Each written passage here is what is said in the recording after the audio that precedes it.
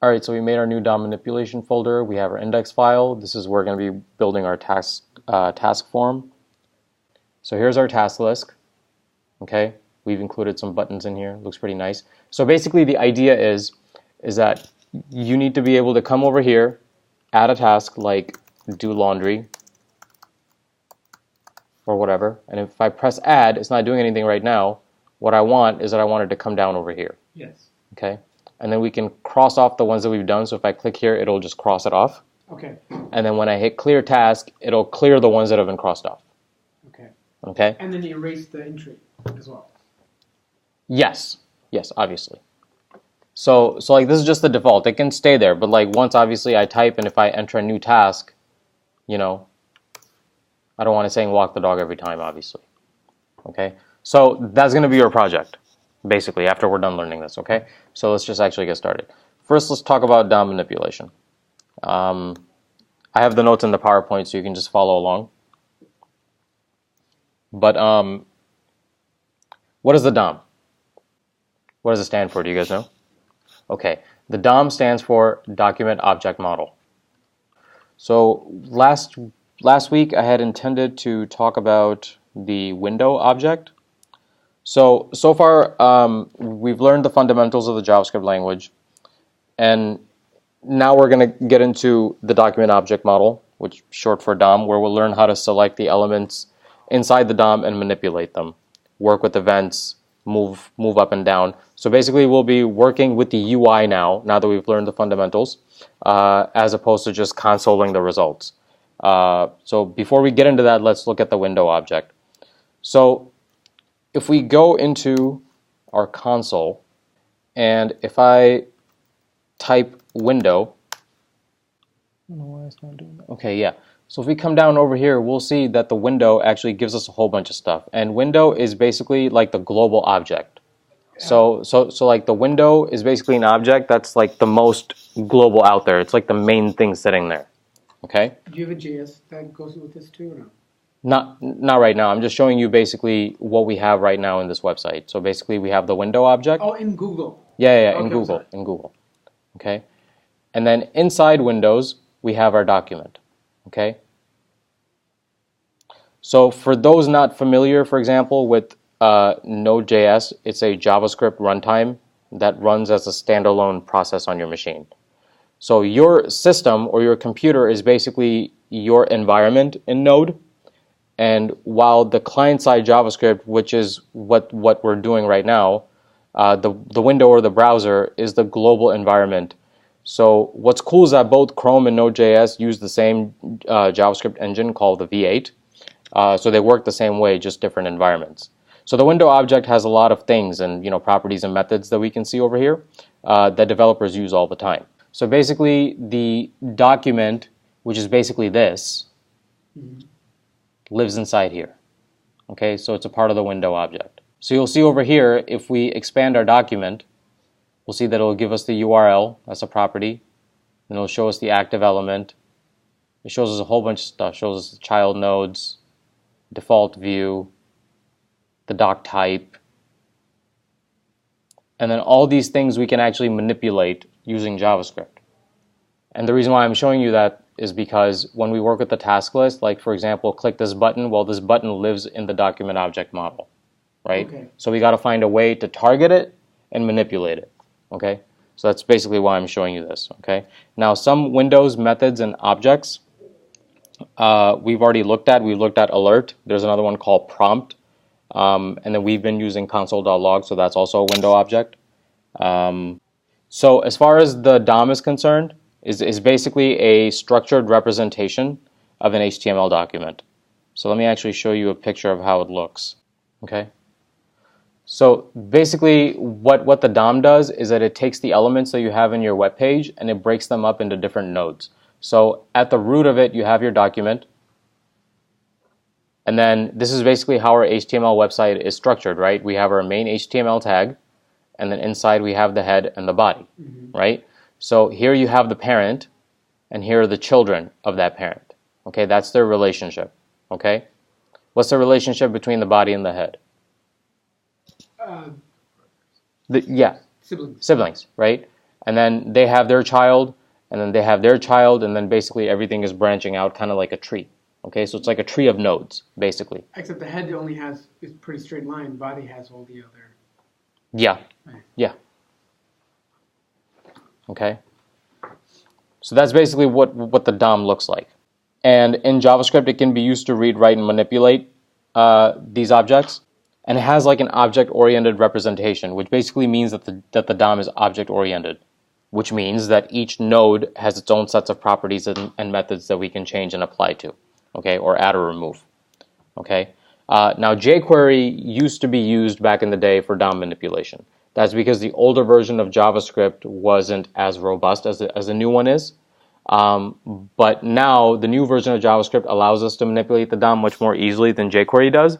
And jQuery is just basically like, it's like the analogy that I like to use. It's kind of like trying to swat a mosquito with a sledgehammer.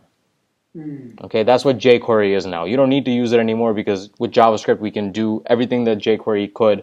And let's not forget, jQuery was built on JavaScript to solve a problem with JavaScript. Well, the main JavaScript already solved that problem, so we don't need the extra fluff. Okay?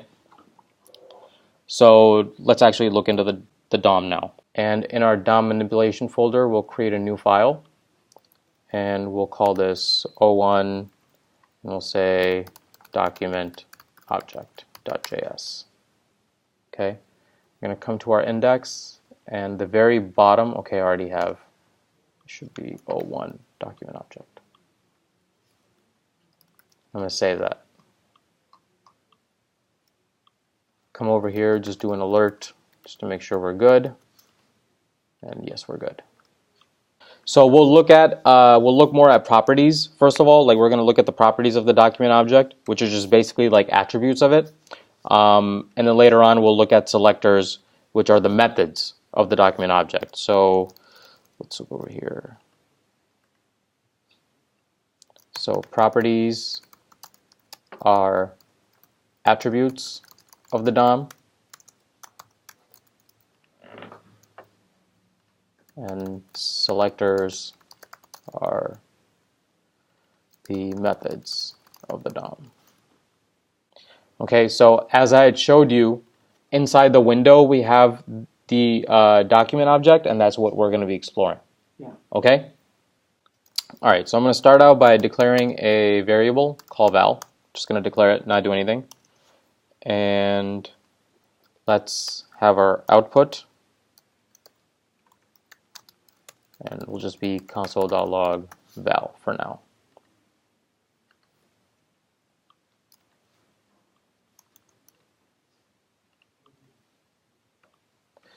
Okay. So if I first of all start out by doing, let me open up my console. If I just start out by just doing val equals document, you'll see that it'll just give us the document. And if I come down over here, open this up, you'll see that it'll actually show us, gives us the entire document.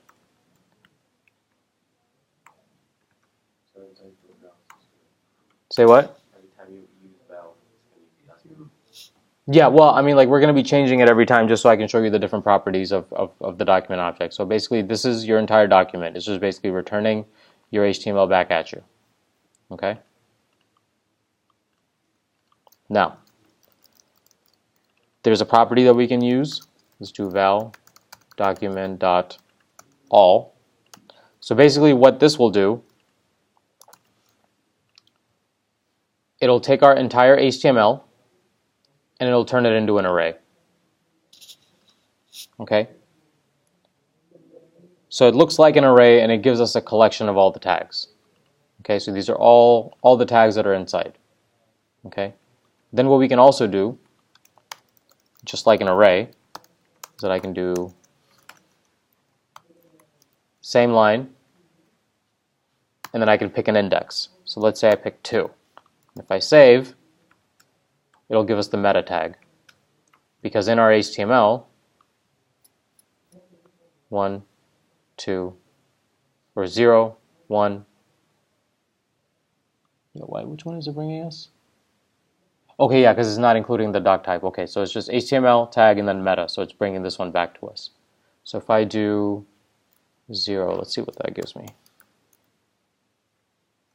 Yeah, see, it gives us the whole HTML tag.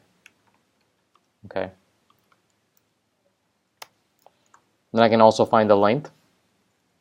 So if I come down, dot all, dot length, it'll tell us that there's 43 tags inside our HTML. Okay. Likewise, if we wanted to get just the head tag, we could do that as well. So if you do document.head, it'll return just the head tag. Similarly, we could also do the body, and then it'll return the entire body.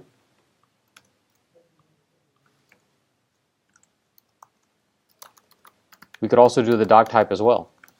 So if I do doc type, it'll tell us that it's using HTML5.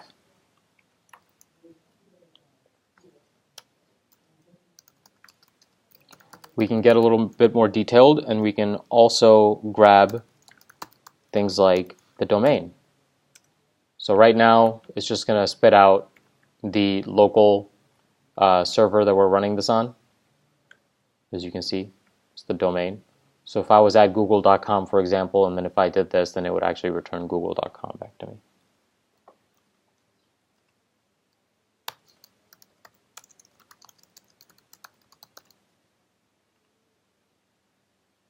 Yeah, so basically what it's doing is that it's giving us the loopback address because we're on a host.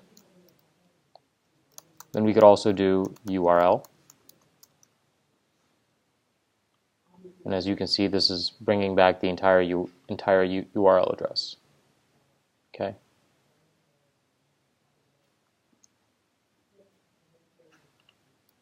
Then there's a whole bunch of other properties that we can look at. Let's look at a couple more that we can look up. We can do the character set.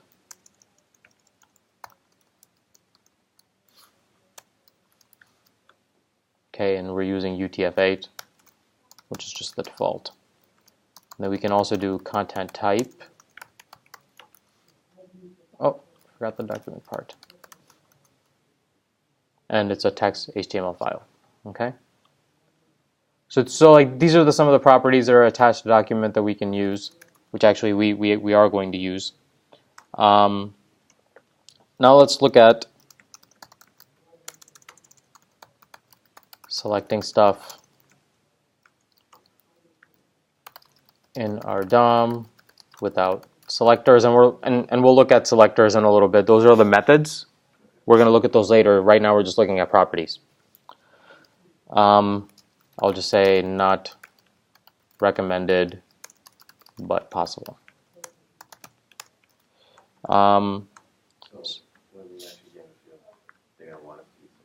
Yeah, because this used to come in handy when we were working with jQuery sometimes, but we don't need to now. The only reason why I'm showing you this is because even now there are still some people who are just in love with jQuery and they still use it.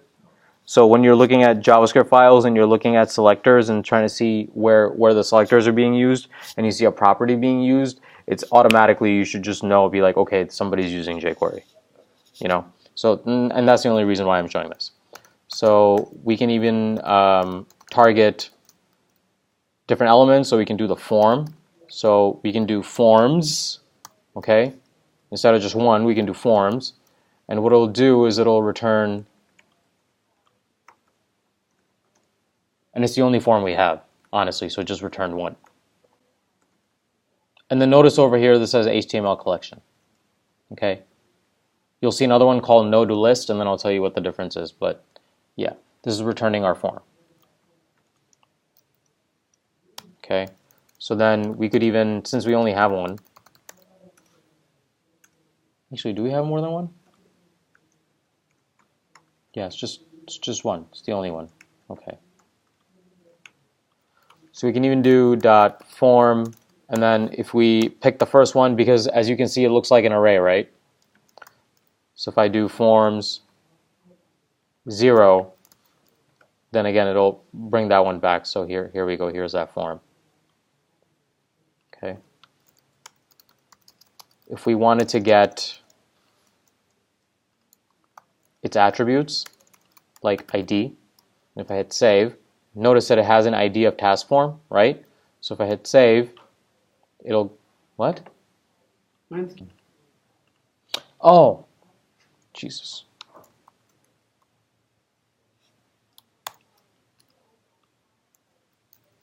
.id, there you go.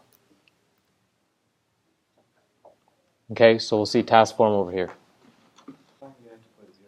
Yeah, because like I've got to like target a specific form, right? And since there are only one, we got to make sure that you tell the document exactly like which form you're working with, because when you're asking for an ID, it's very specific, you know? So as you can see over here, it returned the ID of the form, and we can double check that by coming back over here and looking at our form. And where's our form? And yes, it does have an ID of task form, okay?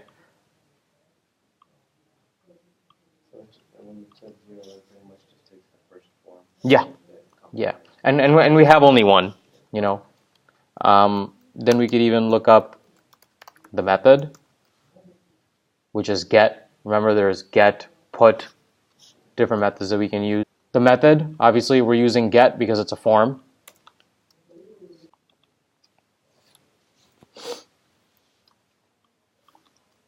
And likewise, we can also find the action as well.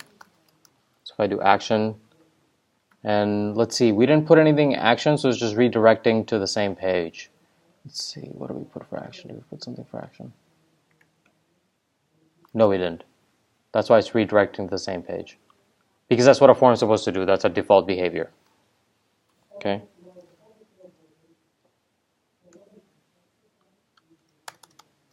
Okay. Then we can also look at links. So if we do links, we'll see that it will give us a collection of all the different links, and then these are basically, it's basically these things right here, which are the anchor tags. Okay. And then also the clear task button. This is also a link, so it's bringing us that as well. Okay. Then if we wanted to, just like the form, and because it looks like an array collection, we can actually pick out the first one. So then it will give us the first one, and then if I hover over it, it'll actually show me in my page where I'm at. See that? When I hover over this, it's showing me that it's selecting this one right here, and this is the first link that's in our in our DOM. Okay. Likewise, just with the form, if we want to get specific, we can also grab its ID. So if I get an ID, it doesn't have an ID, so it's not showing me anything. Let's make sure. If I go into the link, yeah, it just has a class of collection item, doesn't have a link, or doesn't have an ID. So that's why we don't get one. Okay. So likewise, these are basically methods in calling information that's on the HTML without having to read through the whole thing. Exactly. I'm just showing you the different ways that we can, basically access different elements using our JavaScript. So like I said, this one didn't have an ID, but it does have a class name. So one of the properties is class name. If I save that, it'll show us delete item and secondary content. These are the two classes that this list item is using, that this is using at least. Okay.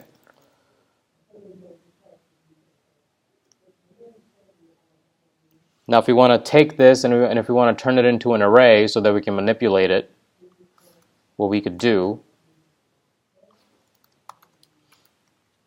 is that instead of class name, we can do class list. And if we do that, then you'll see that here it looks like an array. And it'll show us the key pair value, right? So here's our key, and then here's our index, and here's our value.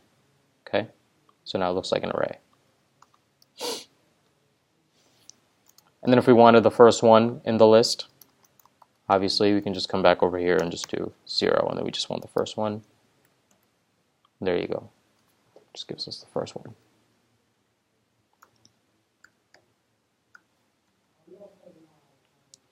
Okay. Then if we wanted to, we could also do val, and I'm just doing this so you have it in your notes because you will have images in your websites. So we can even do images, and right now you'll see it'll show us an HTML collection with nothing in it because we don't have any images on the page. Okay. So it won't give you an error. Just say no. There's no image. Yeah, it's just an empty array. It's just an empty array. Then we can also look at the scripts.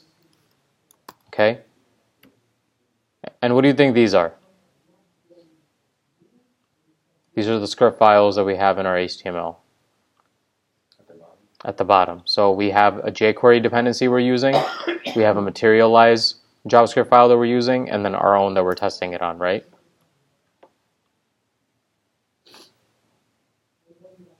And then you'll see that each of these scripts has its own properties and methods that we can manipulate later on. Okay? So that jQuery, you only need that for this part? Yeah. Only for this part, you only need that, right? That script that you wrote. That Which? script that you wrote in HTML, the jQuery one? Yeah, the jQuery one, the only reason why we're including that is because it's a dependency of materialize. Materialize will not work without jQuery dependency. Yeah. So with these scripts, let's say that I want the third one in there. So the index of 2. And then we can use another, we can use a method called getAttribute. And then if we wanted to get the source of it, for example, so if I hit save, it'll show us that the third one, this is the one that we're using, and the source is O1 document object, so it's the one that I'm working on. Wait, what did that do? Your SRC needs to be in quotes.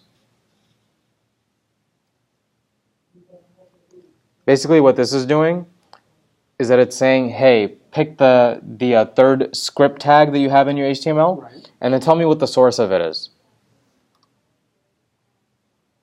So source. Okay. Yeah. Got it.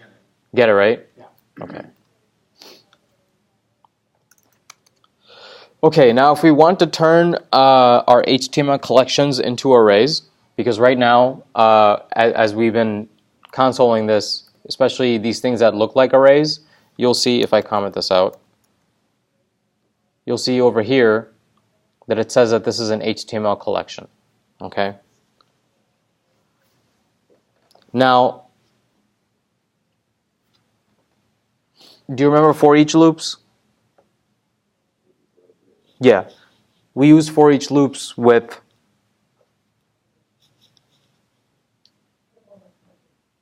arrays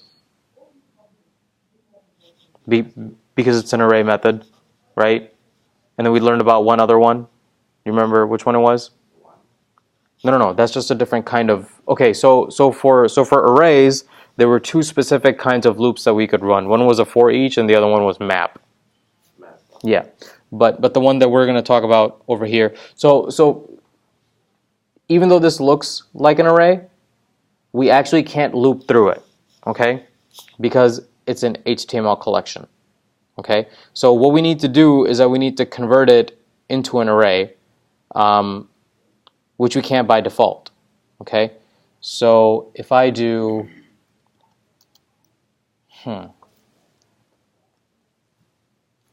yeah, so we have to take these and we have to turn them into arrays so we can do stuff like run for each loops on them. So let's do that. We'll start out by creating a let variable. We'll call it scripts. And let me make a note over here. If we want to turn HTML into arrays, to use for each methods. So let's put our document in here. So we'll do document, and then we'll say scripts. Okay. So basically what this is doing is the same thing over here. When we did document.scripts, it basically spit out the HTML collection of all the scripts we have, and now I'm just putting it in a variable. Okay? So now if we do a loop, let's do scripts dot for each, and let's do a function.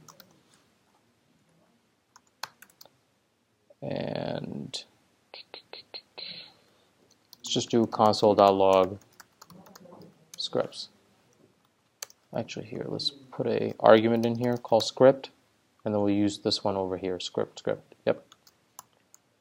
Okay.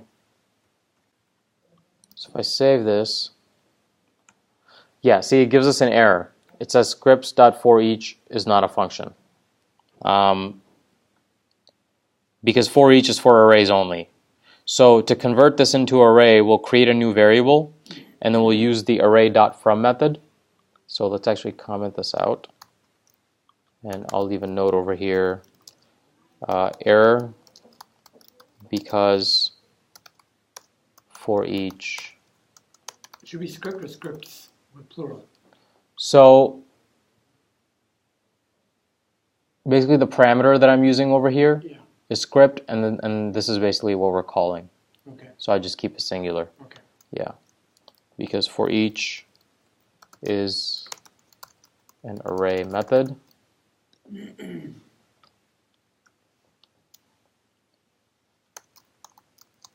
To convert, use array dot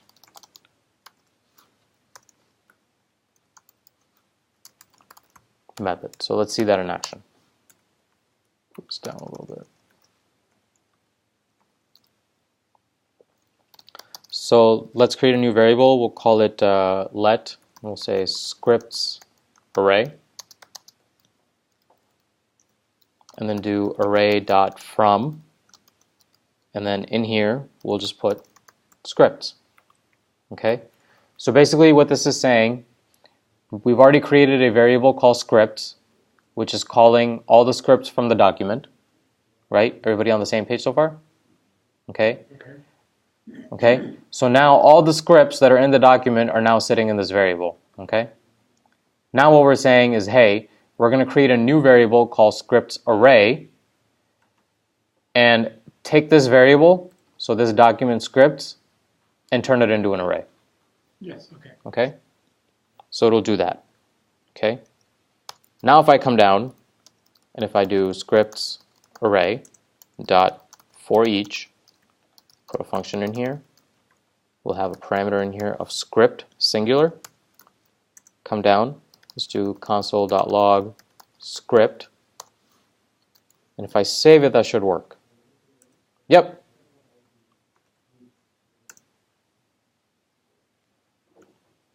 See these right here? It's spitting out the script files. So now it's looping through and giving us each script tag. Okay. We could even do console.log, let's do script. We can do get attribute, and then again src. And then if you do that, then you'll see that it'll actually loop through and also give us the sources of these as well.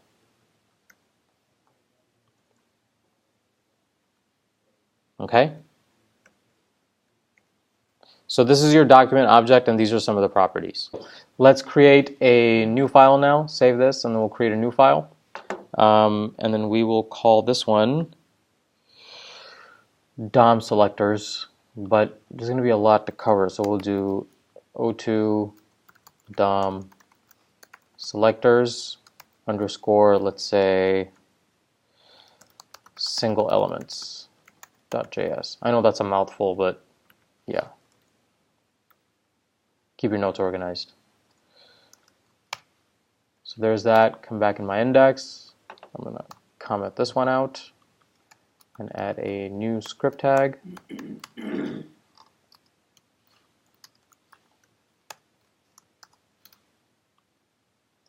then again, we're calling this DOM selectors single elements. The next one's going to be DOM selectors multiple elements, but yeah, single elements, that's what we're working with right now.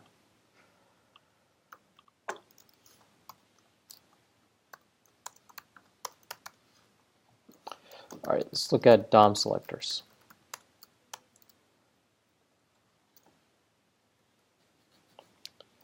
All right, so the DOM methods allow us to pull things from the DOM and perform various actions with the elements or nodes. We'll go over that. Now again, as I mentioned before, jQuery was used for a long time to do this stuff, primarily for the purpose of DOM manipulation, but vanilla JavaScript has actually gotten very easy to work with. And so it's kind of unnecessary because it adds bloat to your application. What it's good for example, is for like some quick, simple plugins or scripts that you need to do a specific action. Just like in our case, in order to use Materialize, we have to use jQuery as a dependency, so we have no choice, but usually you want to avoid that when we're manipulating the DOM. Now, in vanilla JavaScript, we have selectors that can be categorized into two different types. Okay, so we have single element selectors, and then we have multiple element selectors. And we're going to be looking at the single element selectors right now. Okay. So what these will do is that they will allow you to grab, I'm going to put this in quotes, one element by its class, ID, or tag name.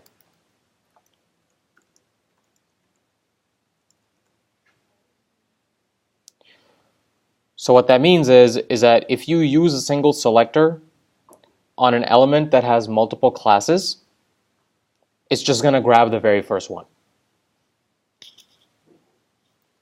Can you tell it to grab another one if you wanted to? Sure. Okay. But by default, it'll just pick the first one. So if let's say that I want to grab something with the class of button, and there's multiple buttons on my page, and they have are using the same class button, if I use a single selector, it'll just pick the first one. Got it. Okay? So by default, it'll grab the first one if multiple classes or tags are present. Notice I didn't mention ID because by ID is only used should hypothetically be only used one time. Okay. Right? So.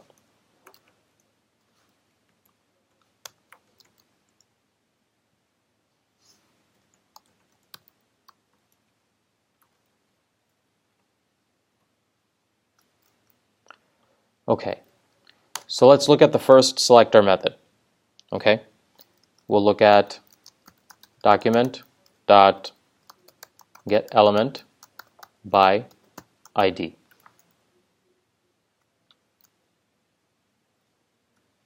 Okay. Now, if we look at our HTML, we have an H5, I believe, somewhere right here with an ID of task title. So tasks right over here. This bad boy has an ID of task title. Okay, so if I come down over here, and if I do console.log document get element, and you'll see it'll come up, get element by ID, open parentheses, and in quotes I will put in the ID name, so it's task title. Okay. Now if I hit save, in the console it will show that I actually grabbed the H5 tag. See that? Okay. Now in order to get things from the element, then we can do task title.id. If I do that, it'll show us the ID. And you can even do the class name, which I believe it doesn't have one. Yep, doesn't have one. Okay, now you must be asking, okay, you showed me how to do this, but what do I do with it now? So let's actually do some fun stuff. Let's do some changing styles. Okay. So what I'm going to do is that I'm going to get this task, and So let me copy this right here. Okay, if I come down, let's do get element by ID. We got the task title. Let's change the background of it. So we can do dot style dot background. And I'm going to change it.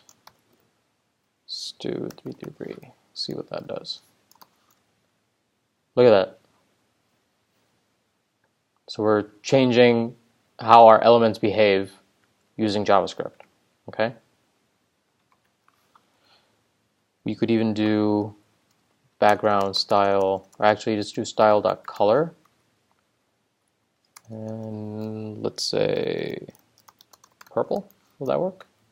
Yeah, kind of works. Instead of going back into the CSS folder or whatever, just Yeah, so what I'm showing you here is that we can do this, but since we haven't fully learned DOM manipulation, hypothetically, this would be something that you want to do if I clicked on a button or something. So this is kind of leading up to it, okay? So yeah, so like it's all gonna like fit together. But yes, you can change styles in your CSS styles in JavaScript too. But hypothetically, this is what you'd be doing if an action occurred. So like if somebody hovers the mouse over, or if somebody hits a certain key, or if somebody clicks somewhere, then you want it to change, right? Then this is where you would do it in JavaScript. Otherwise, you wouldn't be like, like touching CSS for this. Okay, let's make this yellow actually be better that way. Yeah. Okay. And let's say that we want to change the padding. So I can just do style dot padding. Oh, and then if I understood your question correctly, the style property, it basically changes the CSS style of your elements. And then this property has other CSS properties, just like CSS does, like padding, padding top, padding bottom. You can use them all over here. So we're going to change the padding over here. Let's change it to 5 pixels, I suppose. And it gave it some padding of 5 pixels around it. Okay. But do you guys notice something over here? Where? Just in the code, something off. I mean everything works fine, but no. I mean, like, okay, so like, just look at this, right? We're trying to achieve 3 basic things. Yes. We want to change the background to yellow, change the color to purple, Oh. and the padding. No, Notice this part over here. yes. We're repeating it. Right. Okay? This is a concept in JavaScript that's called keeping your code dry. Okay? You had mentioned that statement a little earlier. Have I mentioned that? Okay, so No, you no, recall. You were saying earlier that when you do homework, you're looking to see how dry we keep the code. Exactly. So. Okay, so to keep yourself code dry means don't repeat yourself. Okay? Okay. Okay, when your code looks like this, Yes. and if another developer looks at it, he's gonna say, dude, your code is wet. Okay. Now, if you don't know what that means, you're gonna be like, what? Yeah. Like, my computer works fine. How's it wet? Like, what he means is that it's not dry. It means you're repeating yourself. So what we can do is that we can just take this entire part and we can just put it into a variable. Okay. Okay? So we can accomplish the same exact thing by just creating a variable. We can just say const, let's say task title, because that's what it's called. And then we'll just copy this, just paste that in here. Okay, I'm going to comment this out. Okay, so now this part is just sitting in a variable. Now if I need to change it,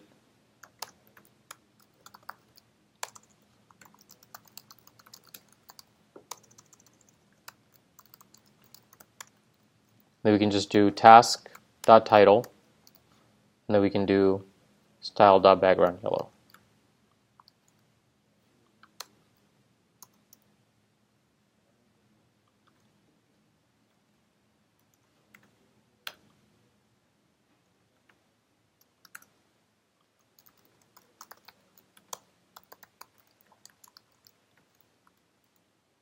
Yeah.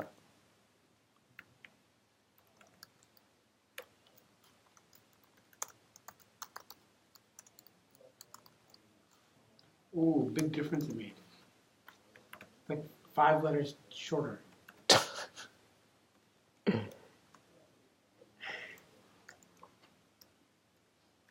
I'm sure you're probably writing a much longer code than that, right? It gets long. Yeah. It gets long. Okay. So this is how we change styles. And let's actually also look at changing content. But he mentioned something earlier too. Couldn't you make these style changes in like one line? That's not possible, is it? No, Okay. it's not, unfortunately. Okay.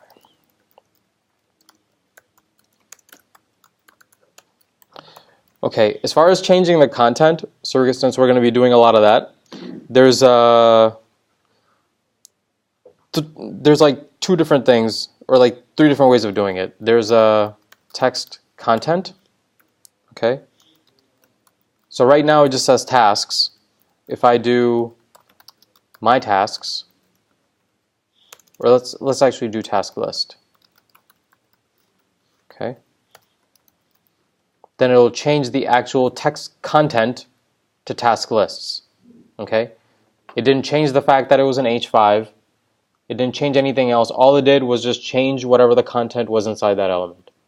This would drive like a coder crazy because the HTML says tasks, and then now you have to go back and see when it did change, and you have to go back and. So what I'm showing you over here is that how we can change it using JavaScript. Yeah. Hypothetically, this is not something you would ever be doing using JavaScript, but this is something like if I click a button, I want it to appear. So we haven't added the button part yet. You know, so like the event we haven't learned yet, we're just learning the action that we can change. Okay. So let's learn this first, and then we'll worry about the events that we can use, whether it's a key press, whether it's hovering, whether it's, you know, using a mouse a certain way. Okay. You know? Okay. So like that's when these changes will be occurring. So like just don't let that, you know, like get ahead of yourself, okay? Okay. All right? Then we can also do inner text. So if I do my tasks, it'll change it to my task. So basically text content and inner text almost work the same way. Okay? Then the confusing one, or actually it's not really confusing, I just want you to know the difference. Then there's inner HTML. Okay? Now this right now, we know that this is an H5, right? Yes. And so far, all we've done is just change the actual content that's in here. So just the text. It didn't change the fact that it was an H5. Right. But let's say that I want to change this to an H2. That's where inner HTML comes in. I'm going to open up my quotes, and now I have to open the brackets just like I would if I was making an H2. Okay? And then closing brackets, H2. And then we can say whatever. Let's say H2 tasks. And if I save, cool? Yeah. Okay. So we looked at get element by ID, copy, and paste this over here. We can also do, okay, so the same way that we did this, we can also do get element by class, right? And then we could also do get element by tag name. This needs to be capital. Okay?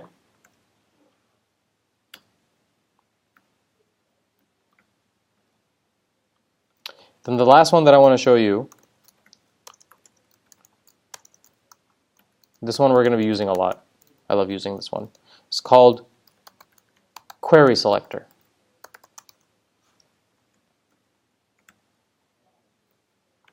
Let's actually go up in our notes over here.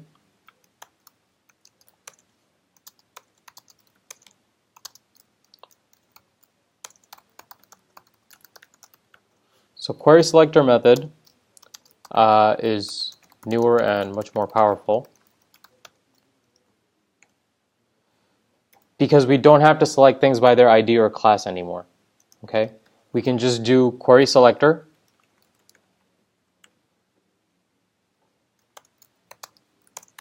and we can using class ID or tag names just like we do in CSS. Okay, and I'll show you how. So if I want to get an element by its ID using query selector, I just do here, let's do get element by ID, and we'll say console.log query, no, document.query selector. Query selector. Now in here, I'm going to open my parentheses, and I'm going to use the octothorpe and do task title. Then if I save, it'll grab the H5. Oh, notice since H5 is actually giving us a style, background yellow, color purple, and padding because we added that over here. See that? Oh. Yeah. And it's only showing that because it's catching it from our JavaScript. Okay. Yeah, so like if I commented that out, it wouldn't show up. Okay.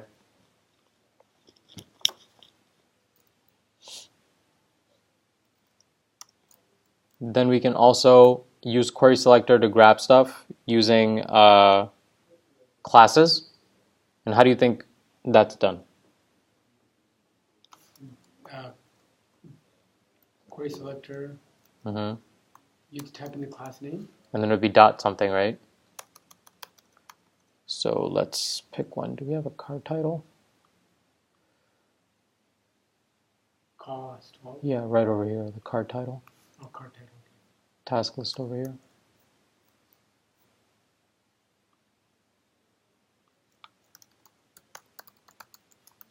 Okay. So that'll bring us the span, which is the card title task list, right over here.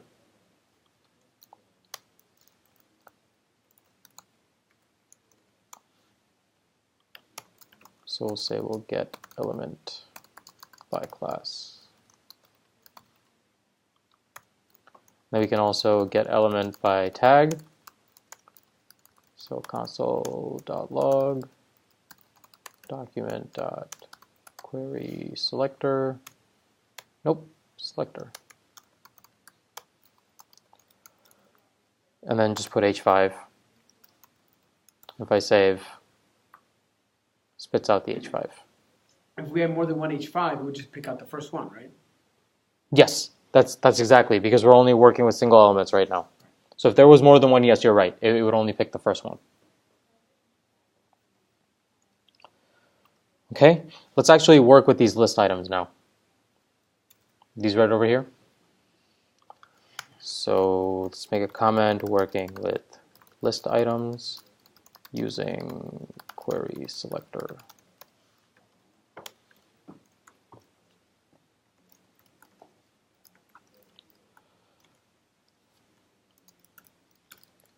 So let's do document dot query selector, and then we're picking the li. So let's do dot style dot color, and then we'll change it to red. How about that? Okay, so it changes the first list item to red.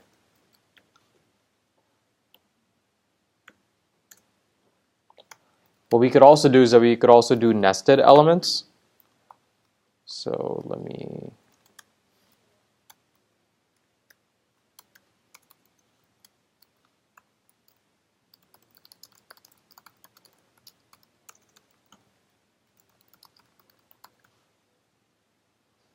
So we could say, hey, the li inside the ul.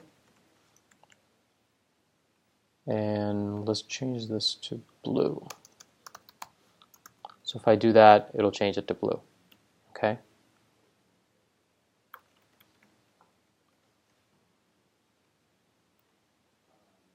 Wait.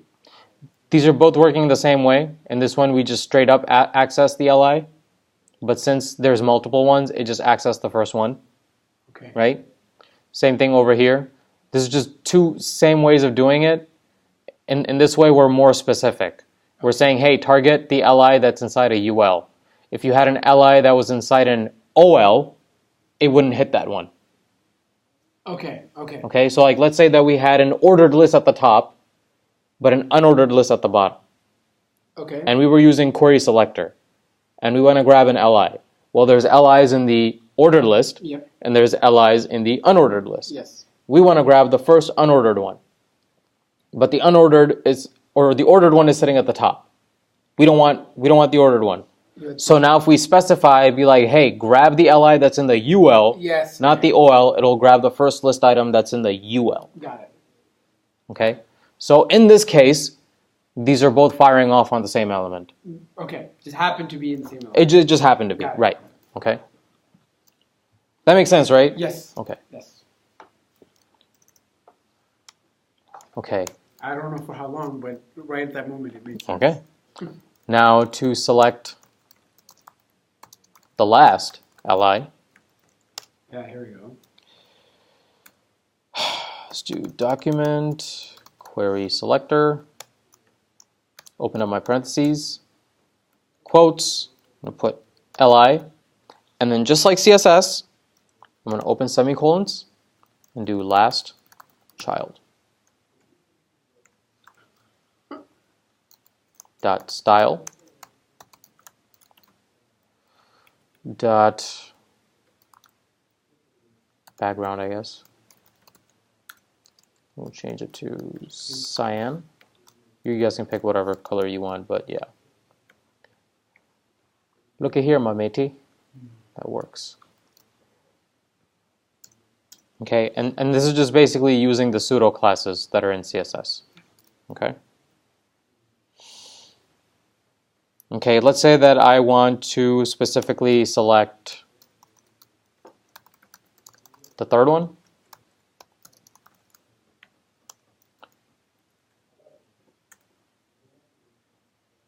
And I want to change the color to orange. So yeah, here, I'll let you guys do that. Third LI, right? Yeah, change the third LI and change the background to orange. I don't care if you get it right, I just want to make sure you guys get a hack at it. Did you try it? Yeah, it worked. Didn't work? Okay. No.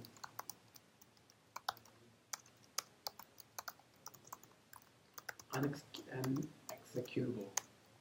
Yeah. This is one of the main reasons why, man, it's so important that you guys are going over your notes and stuff. Especially as a developer, like I have to do it on a daily basis because, you know, You it's go like, over your notes on a daily basis? yeah, I mean, like I have my notes, like my cheat sheets around me all the time. Okay. Because you never know, like when you're in a meeting and you're trying to solve a problem and there's a bug and stuff and somebody throws a question at you that should be general knowledge that's expected of you to know, it's actually kind of embarrassing when you're just sitting there with like your thumb up your ass, you know? Yeah. Yeah. I mean, like it doesn't look good on you, you know? I mean, like you guys, obviously I'm not worried. We're all starting out over here, but just keep that in mind.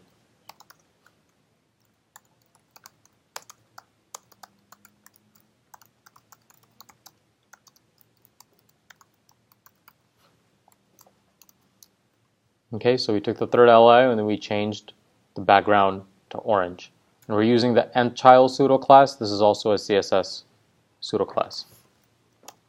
Okay, let's say that we wanted to select the fourth and change text content. All right, I'll let you guys do that one. Now that you know how to select a specific LI.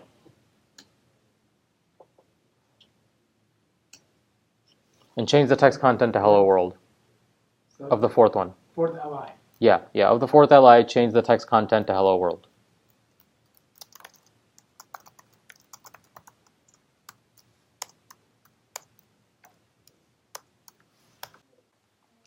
Now let's look at odd and evens. Okay, so as I was demonstrating, notice here in my Finder that this is technically a list, but see how the colors are? This is a little lighter, this is a little darker. So here are my evens, or here are my odds, and then here are my evens, right? Yeah. Odd and evens. Usually when we're styling something, that's usually in CSS what we do is that we use the odd and even pseudo class in order to, do it for like repeating items. So we can do that over here too. So if we wanted to change the background of the ones that are, huh?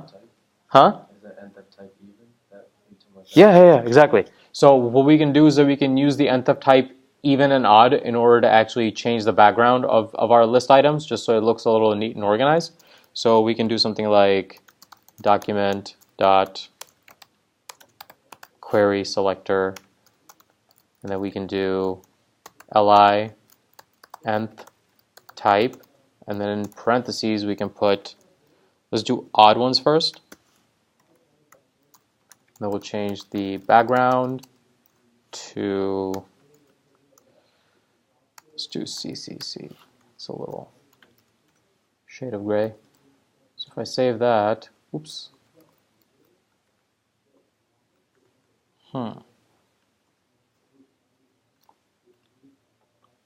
Should be nth child. Isn't it nth of type?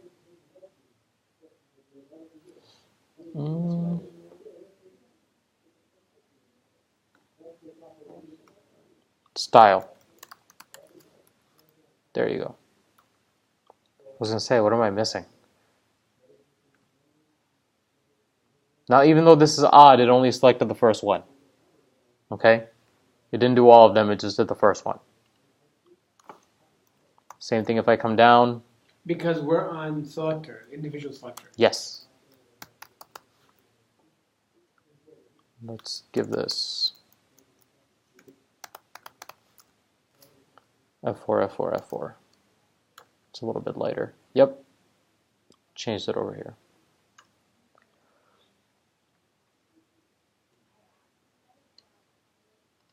All right, almost 70 lines of code. All right, that's single selectors for you guys. Now let's do multiple selectors. So we'll create a new file now. We'll say O3 DOM selectors underscore multiple elements.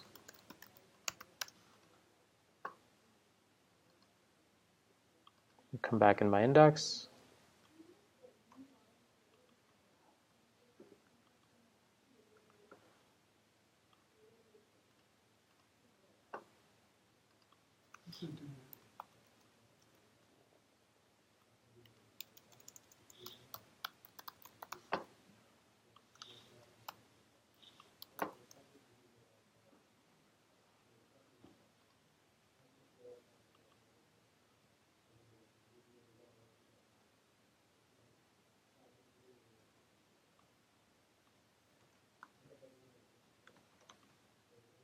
Would you call it the file? Down selector? I called it the same thing, just changed it to multiple elements. Oh, yeah, okay.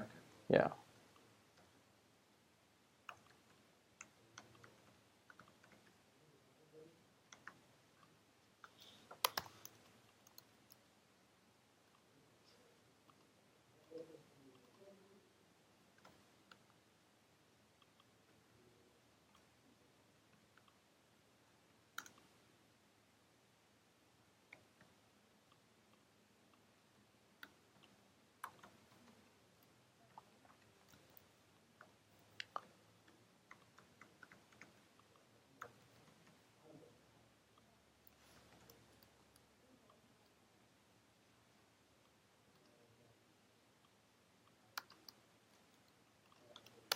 Okay, now we're looking at multiple element selectors. So they will allow you to grab all elements with the same class and return an HTML collection or a node list, depending on which selector you use.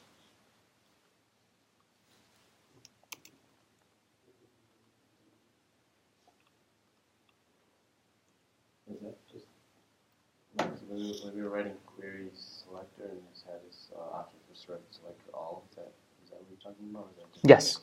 Yes.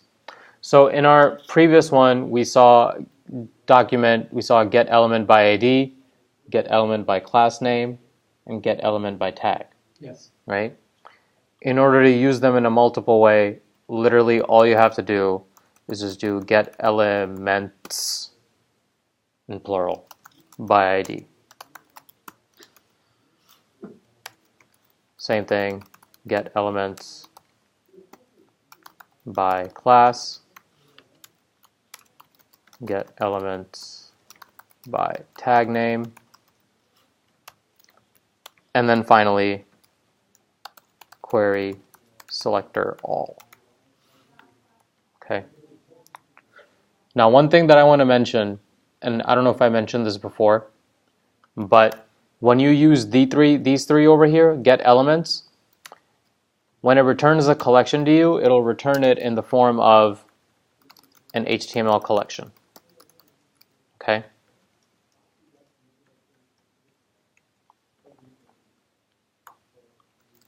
This will return a node list.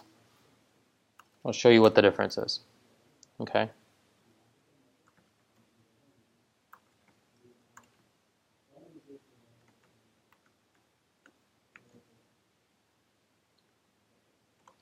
That D in get element by ID should be a lowercase d, correct? No, should be capital. Capital ID? This, there you go, ID, Yeah. sorry. That's what I meant. Otherwise you get an error. Yeah.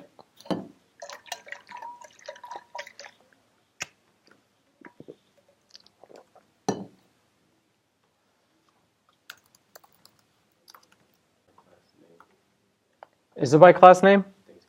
Is it class name? You know what, dude? I don't use it anymore. I just use query selector, which is much easier. And then when you use query selector, you don't have to worry about converting it into an array. Oh, that's also one of the other differences. So I don't know if you guys recall when we were working with get elements, we had to convert something into an array. Forgot where to go. I think it was in the first one, right? Because it was returning an HTML collection. So basically an HTML collection needs to be converted into an array in order to perform array methods like for each or map. Whereas with query selector, you don't have to worry about it.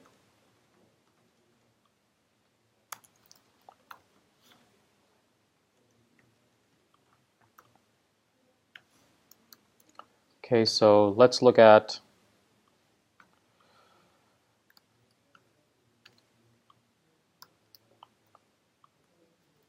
get elements by class name. Okay, so we're going to create a variable. We'll just call it const items. And let's grab document.get elements by class name.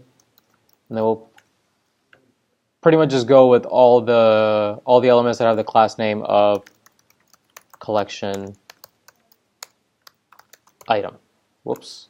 What's it doing? What's it doing? What's it doing? Okay.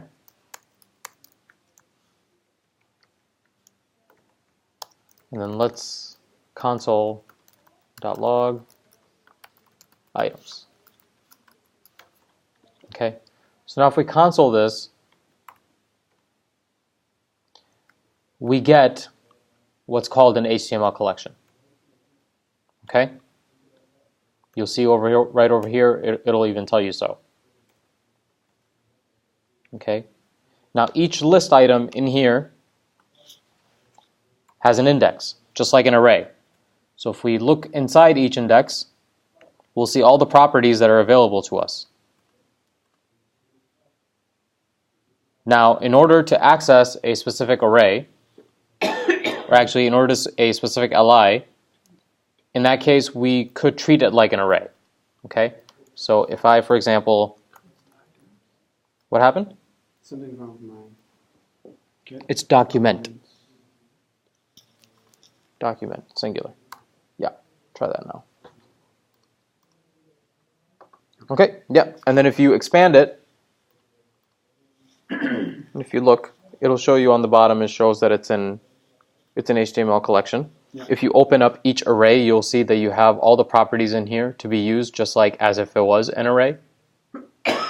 Okay?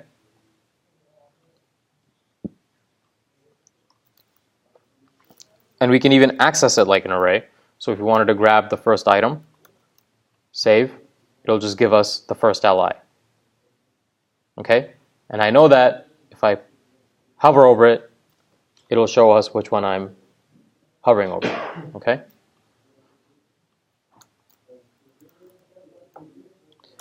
Now in this format, we can do multiple things with them to show you that we can access them like an array. I can do items. Okay. Let's select the first one, and I can do style.color equals red. So if I do that, it'll change it to red. I can even change the text content. Say hello world. Okay. So change that for the third index. Now, we don't have to use get elements by class name on a global scope. For example, we can select the UL first, and then target the collection items. The collection item class as a child. So we could even do something like, let's do const, just do list items. And then we can do document.query selector. So first we're going to grab the UL, and then we can do get elements by class name, and then do collection item. Again, this is the same thing as last time, except we're picking this now through the parent. Okay? Okay. So it's specific, because if we have multiple LIs that have collection items and we only wanted to target ones that are inside a UL, not an OL, for example, right, then we're specifying it. Okay, and then if I do console.log,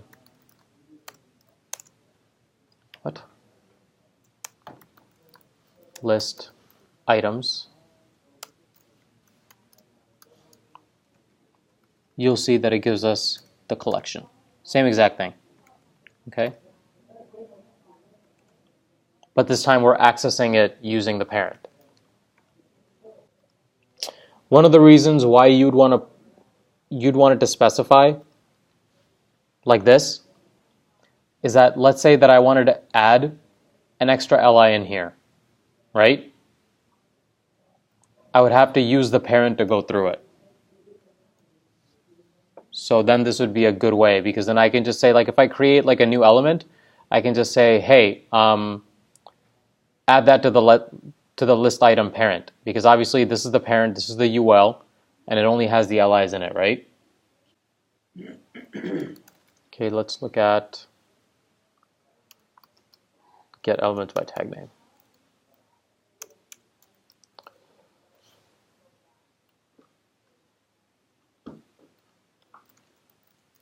So create a variable called LIs, just do LIS, and then we'll do document dot get elements li, not lis, right? LIS, get elements by tag name, and let's just do li. Okay, so now we're selecting all the LIs just by using the tag name. Okay, if I do console.log LIs,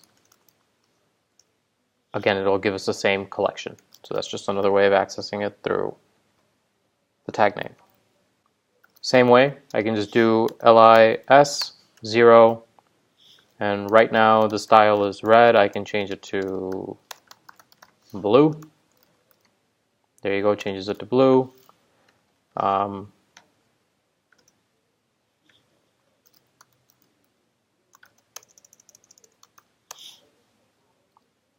Same thing, I can change text content, say tag name. It's just an example. See, change it to tag name. So far we're doing the same thing as above, except we're doing it with get elements by tag name. The inner workings of it are pretty much the exact same way. Again, I'm going to reiterate this. This is just a good thing to keep in mind. HTML collection is not an array. Okay, we've already covered it, but just to demonstrate it, if we do something like lis.reverse, which is an array method, which reverses the array, right? So if I do that, it's going to give us an error, right? Because even though it looks like an array, it's not an actual array. In order for us to, run array methods, we have to convert it into an array. And I showed you guys that, right? Yes. Okay. So how would I do that? I remember you showed it to me, but I don't know how to do it. No, that's okay. Go back and look at it. Okay. Expose yourself to it.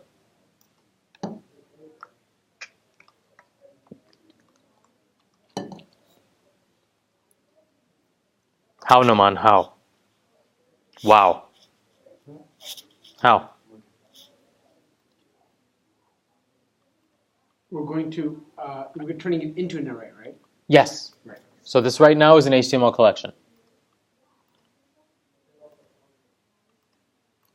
And I can't run array methods on it, which is a bummer, because I really want to reverse this array.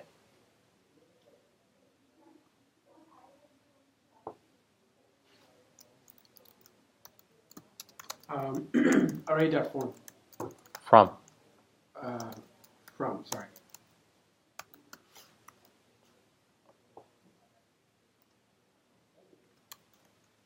Did you write that before I said it? Oh, well, I wrote it as you said it. Okay. Yeah. Okay. So let's actually, I'm going to comment this out.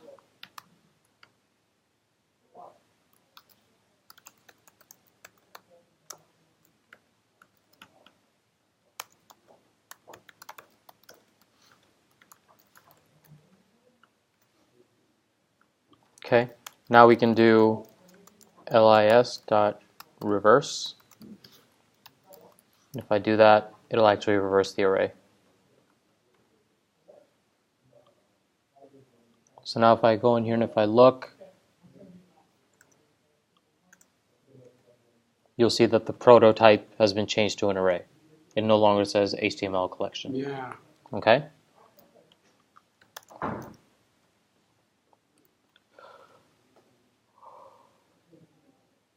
So now that since this is an array, we can actually do a for each now. So let's do lis, let's do for each, and create a function over here. We'll say, hey, we'll give this an li as a parameter, and then we'll say console.log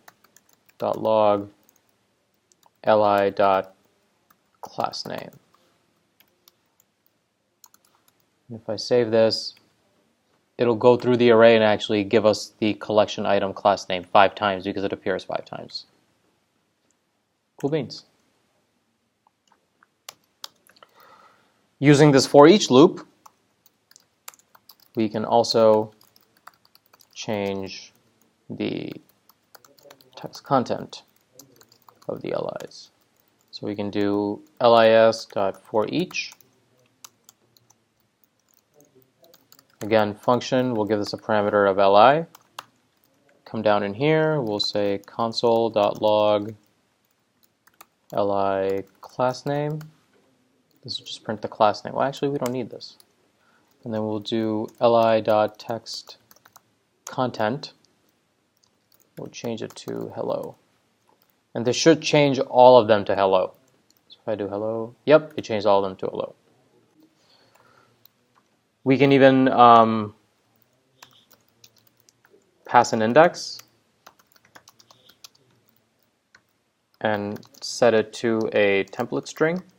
So let's see that in action. I can do lis.forEach function with the parameter of li.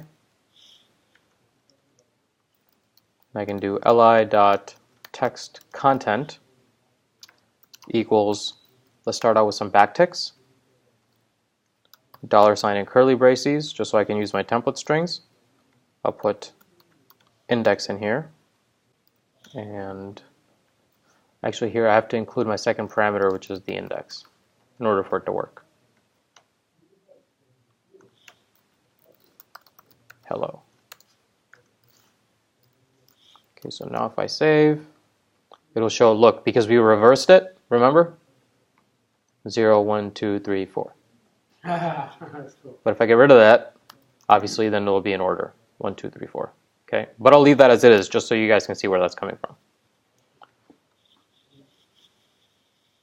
This is one way, and the other way is query selector all.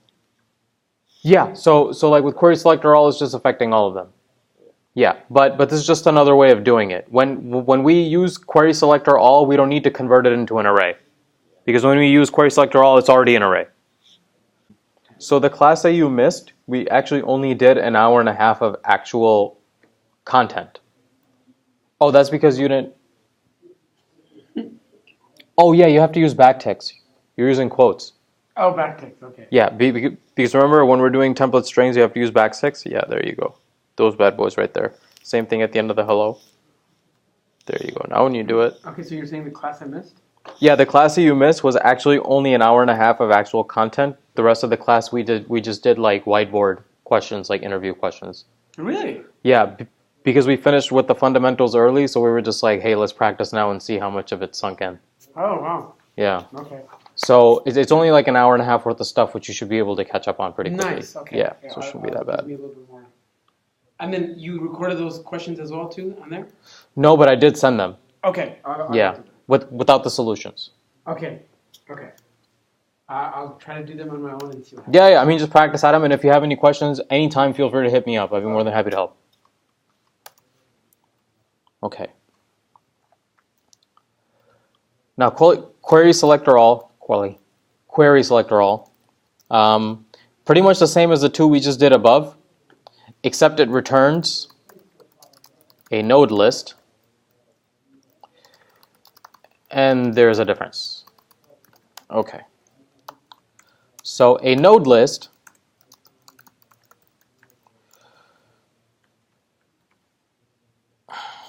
not only counts the elements, but also things like text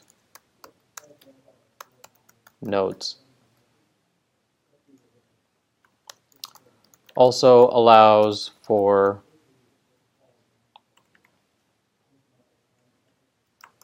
array methods without having to convert them.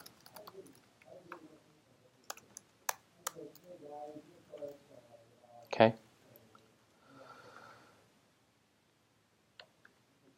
So let's create a variable. I'll create one called const items. I'll do document dot query selector all. And let's see over here.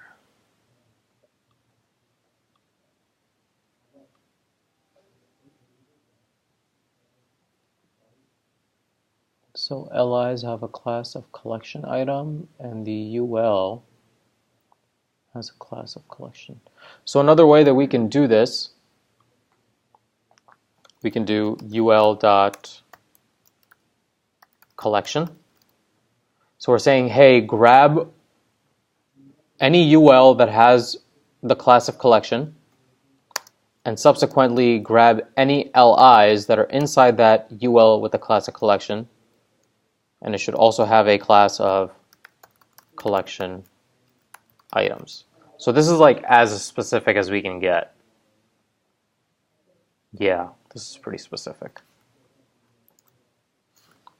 And don't forget your quotes around them.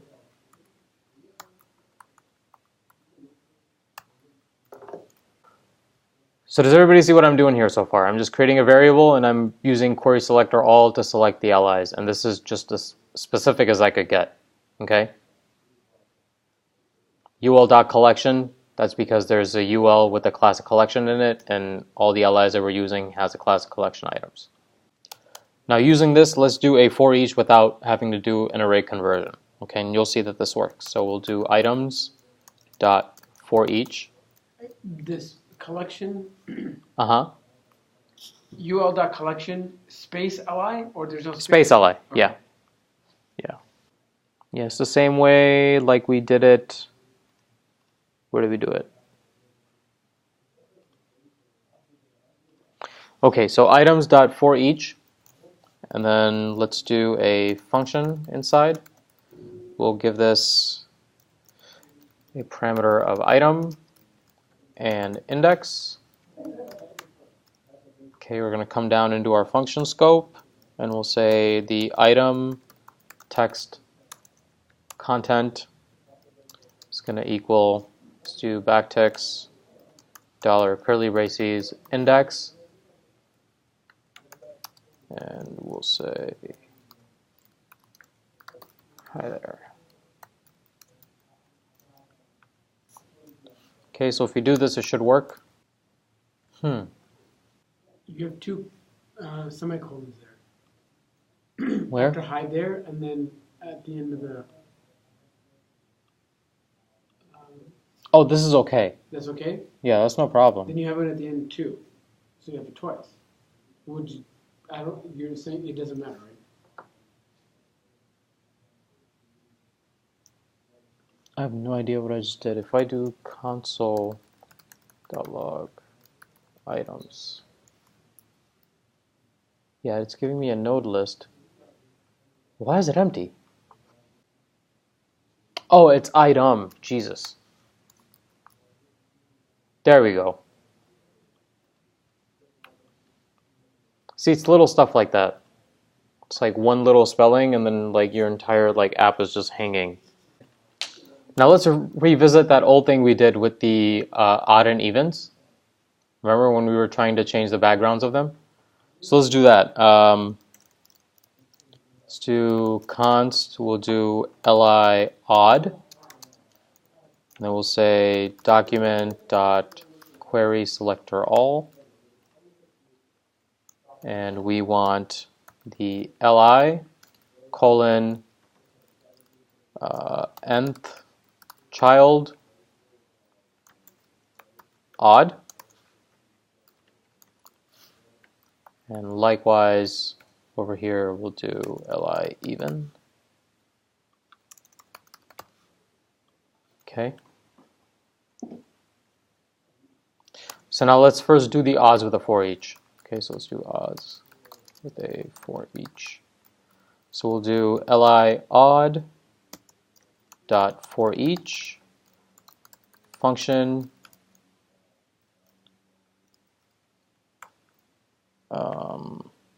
li,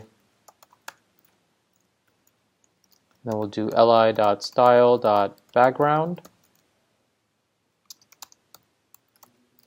and let's see, what was that, ccc? Heyo.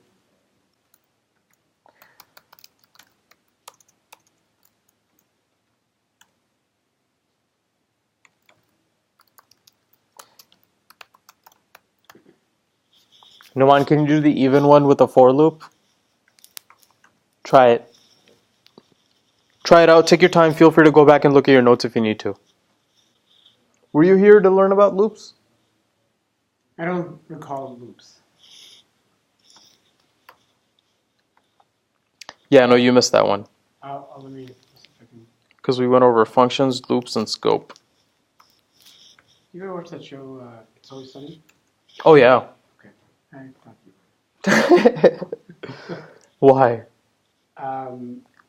AO comes from It's Always Sunny. Oh, yeah.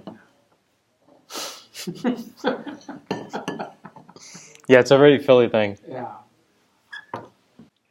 You given any carpal tunnels or neck or anything like that issues from all this typing and stuff? No. You're not one of those like make sure your chair is measured to the keyboard. Man, I just like sitting in front of a computer. I don't care. I'll lay down. I'll hunch over. I don't really care. You know, I'm good. Do you a laptop or desktop? It depends. Okay. I mean, it depends on what I'm using it for. If I'm using it for like, video editing and stuff, I don't want to use a laptop. It's going to take forever. Okay. You're talking about processing. Yeah, like right. So like if I require like lots of processing power, like I'll use an iMac. Okay. Because those things are built for that. I feel like I'd want a big screen working on this kind of stuff. I need to be able to. So what I do is that like in my home office, like I have like a 40 or like a 50-inch monitor that I have hanging to like my screen. Uh-huh. And like I just basically have like an HDMI port that I just keep open for my laptop. I just hook it up, sit down, and just kind of do my thing. Yeah, I would probably need something like that. Yeah, I used to have a wide monitor, but it just like I need space. I don't need like a gimmick. It's just basically a gimmick. Just wide. Okay, like what am I gonna do with all the wideness? I need more space.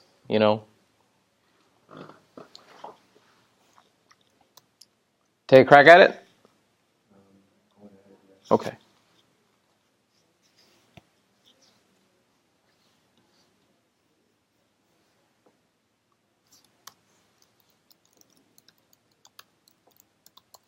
You want me to use it to do what? A for loop. Do anything specific or? No, just how you would. Yeah. So remember, we have our for, right? And then in here we have our 3 parameters. Yeah. So we have do you have the part where we like initialize the variable? Yeah. Well, no, just use I for now, right? Because we're going to be incrementing all the even ones.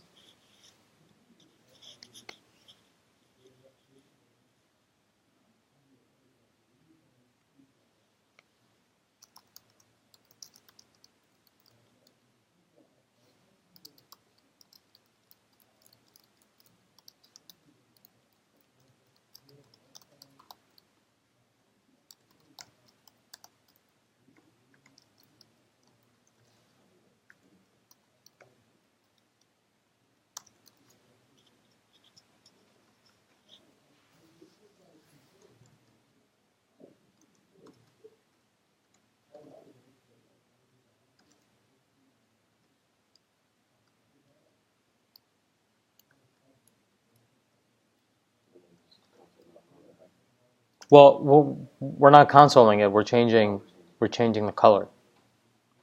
I did that first just to see. Yeah, sure. Yeah, no, that's good. That's good. I mean, like use the console to like fire it off and see if there's, like if it's working to begin with.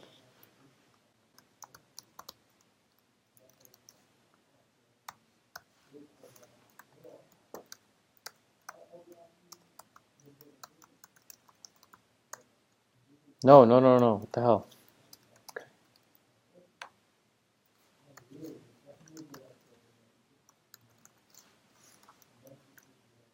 Yep, that does the rest. Change to yellow, actually.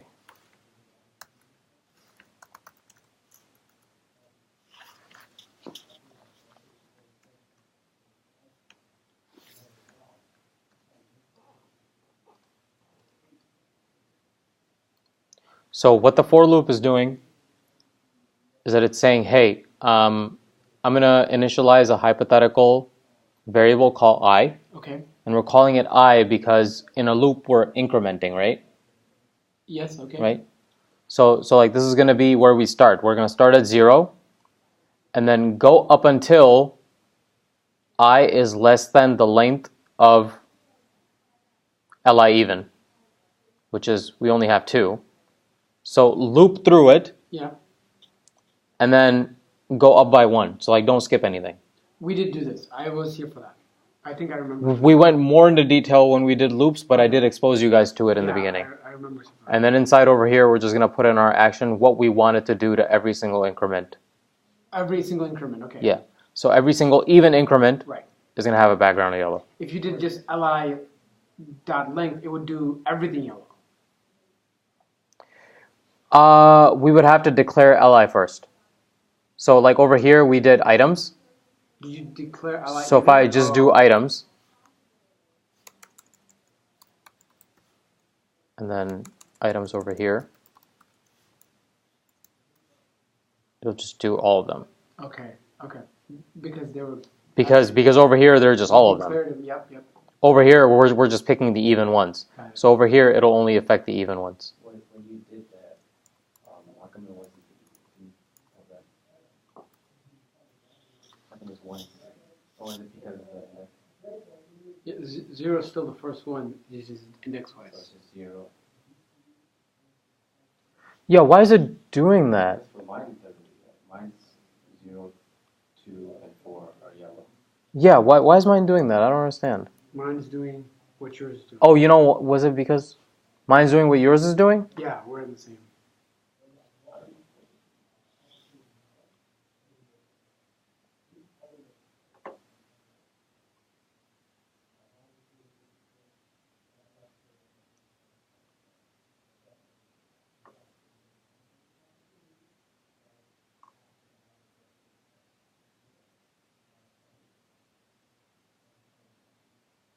Yeah, this is so retarded because this is technically 0, so it's technically an even number, right?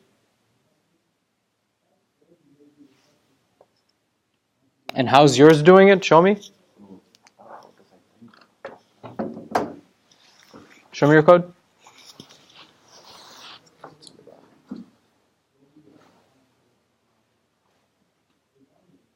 Oh, that's because you put odd and even. Yep, So I see it too. But then it still shouldn't do what yours is doing yet, because you're saying that it should be a 0, though, right? Yeah, it should be.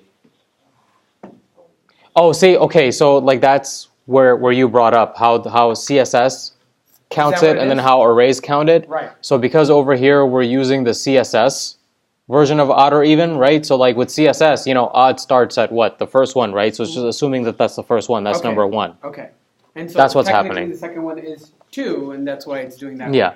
Okay. That's the reason why it's doing it. Yeah. Just, you know, like a few of the quirks. Okay, so I'm going to push my stuff just so potential employers think I'm busy.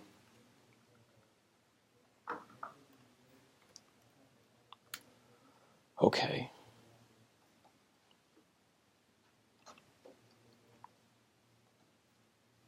You guys want to take a little break?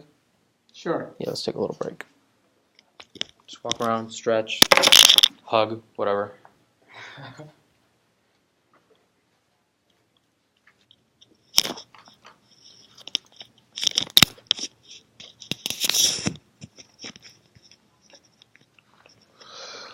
Okay, so we're talking about traversing the DOM, which is moving up and down the DOM when we're dealing with parents and children of specific nodes or whatever we select. So let's declare or initialize a variable, just say let val, and we will console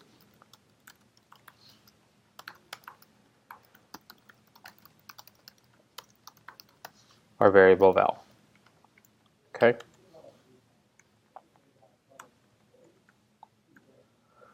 Now let's start out by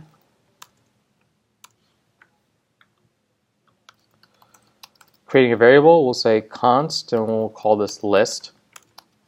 And we'll say document dot query selector, and let's pick the UL with the class of collection.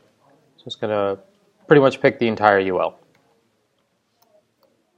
and all the LIs that are in it. Okay.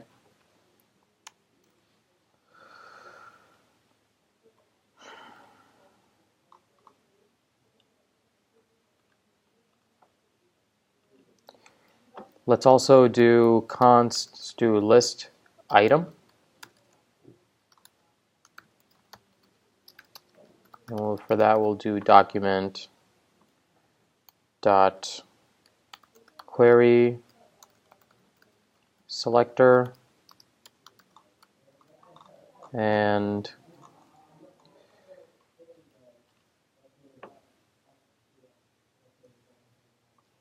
let's see, in our LIs we have class of collection item, and then from there We just want to pick the first child. So we'll do that.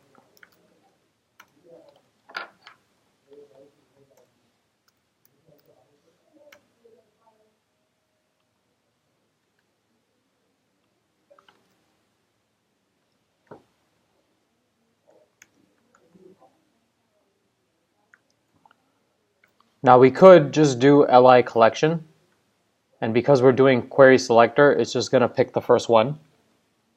So there's no need for me to do this, but I'm just adding a CSS class in there just to kind of show you that we can do that. Okay, so if I just do this, it'll still be fine because again, we're not doing query selector all, we're just doing query selector, so it's just a single element. So if we're picking the LIs from the collection item, which one do you think it's going to pick? The very first one, right? Yeah. So I can either leave it like this, or I can just do first child, which is a CSS pseudo class. Okay. But I'm just doing this as an option, just to kind of show you that I can still do it, and it'll still pick the first one. It's the same thing. Oh. Yeah, but I'm just going to leave it. All right. Okay? Yeah, okay. Now, if you want to get rid of that, you know, like, or if you want to leave a little comment for yourself, you can do that. But Aren't you making the code wet if you do that? I am. Okay. I am. Good call. Good call, but this is my class, so screw you. So let's put list in our val, and then we're consoling that. So let's see what we get over here. Okay, so we get the entire UL collection, and it has all of our LIs in it. Cool. Now let's do val equals list item. And look at that. Same thing, it's picking the first one. Okay. Now let's look at the different properties that are attached to these items or these nodes. And then we'll start with the list or the UL, and we want to get the children or the child nodes of the UL. So let's do get child nodes. Okay, so we do val equals list dot child nodes.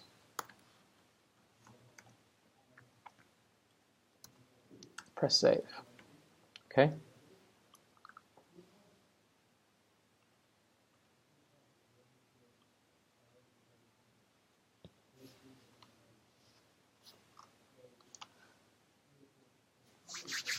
Do you guys notice something strange over here?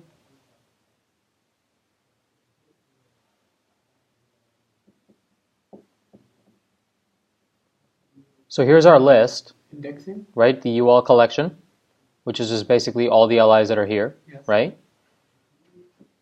And then we picked a property called child nodes, right? Mm-hmm.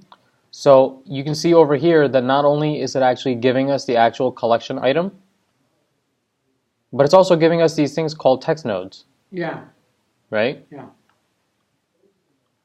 Which basically has its own set of properties. Yes. It's very interesting. Okay, so child nodes property gives us the node list of all the child nodes.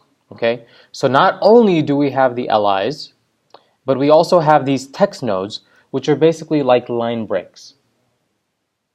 So if we look in our HTML, okay, between these LIs, we have these line breaks, right? Where this LI tag ends, this new one begins. So there's technically a little line break, right? Mm-hmm. So this is actually really silly, but if we take this LI, this is where the UL starts, right? If I just do something as silly as just bring it up over here, and now if I hit save, notice there were 11 nodes first, now there's 10, and that text node that was sitting above here went away. Okay, because we got rid of the line break.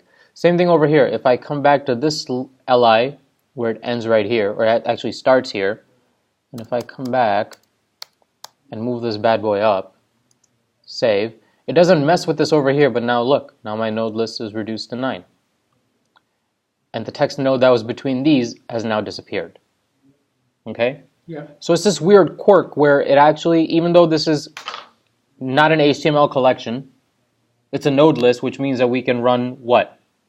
Methods on it, like for each loops and for loops and all that in reverse. And it considers the line breaks an additional index? Yes. What? Why? Why? What the hell does it do that for? Can I select that space now? Yes. Why? You'll see. You'll see. I'm just showing you Yeah. here where these text nodes are coming from Yeah. and what happens to them if we mess with the HTML. Okay. Okay? So just keep that in mind. Okay. Let me go back and undo that. Save. Okay, we're back to 11 nodes.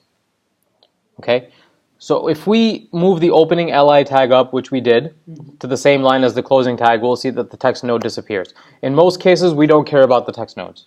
They're just there. In most cases, we don't care about them. Okay?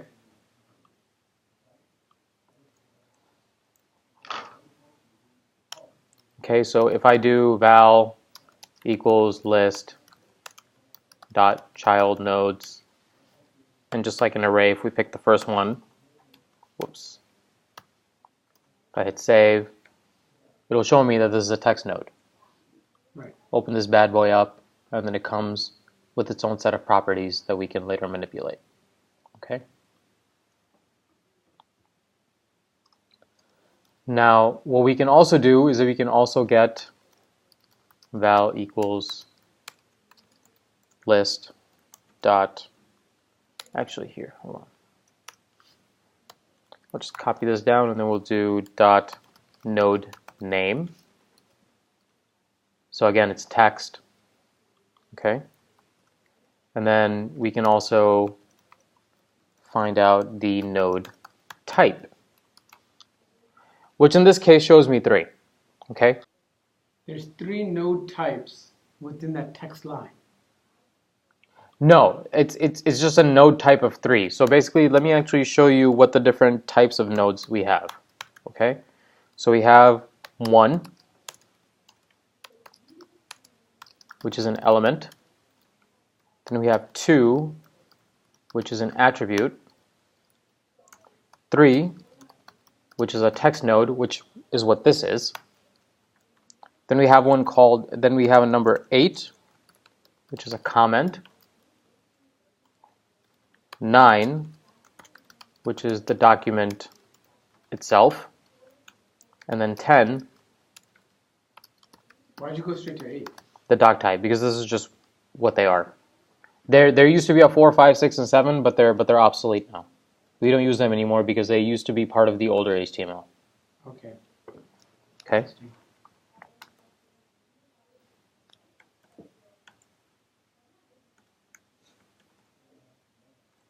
So to demonstrate, if I put a comment somewhere, let's say between this li and this one over here, if I just say comment, if I hit save, and then let's do child nodes and see what we get. Now look, I have 13, and then I have a comment over here. So this is the third one. So if I come down to 3, and if I do node type, it gives me 8, because 8 is a comment. Okay. See that? Yeah. Cool. That makes sense, right? Yeah. Okay. I had to demonstrate that in order to Fully. understand what's happening. Yeah. Okay. So this is how we get child nodes. Okay. So the UL is the parent, and basically everything inside is the child. Okay. And then we saw text nodes and what they look like and what they do. Okay. Now let's get children element nodes. So let's do val equals list dot children. If I hit save, it'll give me the HTML collection. Okay, so the children property gives us just the children without the text nodes. However, it's an HTML collection, which means what? We can perform. We can't perform array methods on it because it's an HTML collection. Not an array. It would have to be converted into an array. Okay. Okay, so the children property is going to give us all the children without the text nodes, except the drawback is that it's an HTML collection. And it's not a node list. And I can't run array methods on it, so I can't loop through it just like I would if I was using query selector or if I was using a node list. But it's been an HTML collection the entire time, though, right? Yes. Because we never changed it over to an array ever so far. Right. Okay. Right. So again, the same way, we can access index 1. As you can see, it's giving us index 1, which is the second one over here. Okay.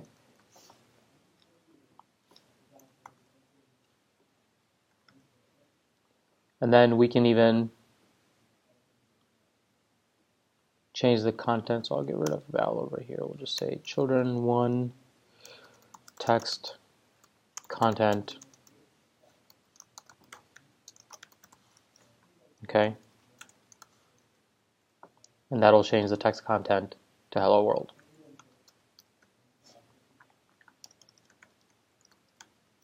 Okay, then we can get children of children.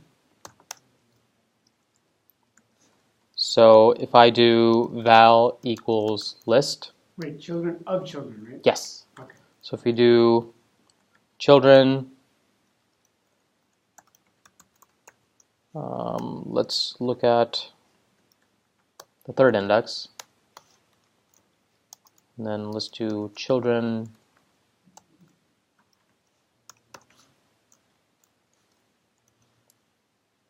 Okay.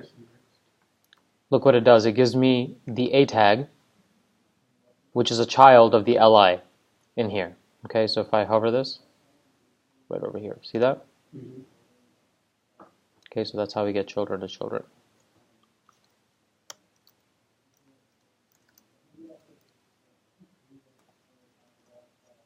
You share these notes for the people, the other students, right? I mean, if you need them. No, the reason why is because it says children or children. Oh, children of children. That's why I did that. Sorry, thank you. Good call. Okay. Then we can even do something like, see how this has a class of delete item secondary. Let's say I want to give it an ID. You're going to give the HTML file an ID. Yeah, I'm going to give this a tag, and I want to give it an ID. Okay. I want to give it an ID of test link. So do the same thing. List children. We're working with the third one, correct? Mm-hmm. And then children 0. So that's the a tag. Then we're going to do dot ID simply. And then in quotes, equals, in quotes, we'll say test link. Okay. If I save that, you'll see that an ID of test link has been added to this. So it has two classes and one ID. Well, it had two classes, but it didn't have an ID up until now. Now I just gave it an ID. Right, I understand. Yeah. Now it has two classes and an ID. Yes. Okay. First it had just two classes, now it has two classes and an ID. Yeah. As long as the JavaScript is linked to that. Yes. Okay, now let's look at the first child. So again, it's val equals list equals first child. So that's the property. Press that, save it, and look, it gives us a text node. Just like with a child nodes, first child will give us the first node, whether it's an element or not. In this case, it's a text node. Okay? Val equals list. First element child will give us the first element child, except for the node. Except for the node. Yeah, so like when we did the first child, right? The first thing that was in the collection was a text node, and then the li, and then a text node, and then the li. So basically what the first element child is doing is just saying, hey, just find the first element, skip the nodes. Right. Yeah. And you could say first element child index 2 if you wanted to as well. Why? There's only one? Because it's contradictory. This is just finding the first element. Oh, God, okay. You do that. Yeah. Likewise, we can get the last child. So again, val list dot last child. And again, it's a text node. Same thing here. We can do val list dot last element child, and that'll just give us the last element. Okay. I can hover over here to make sure, and yes.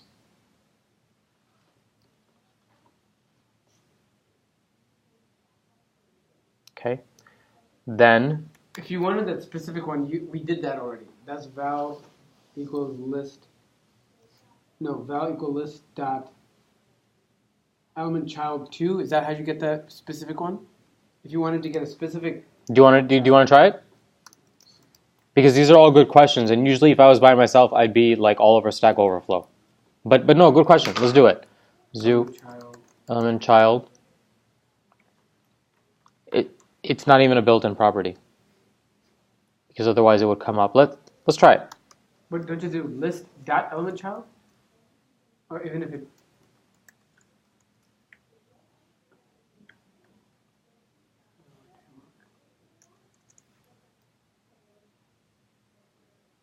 Okay.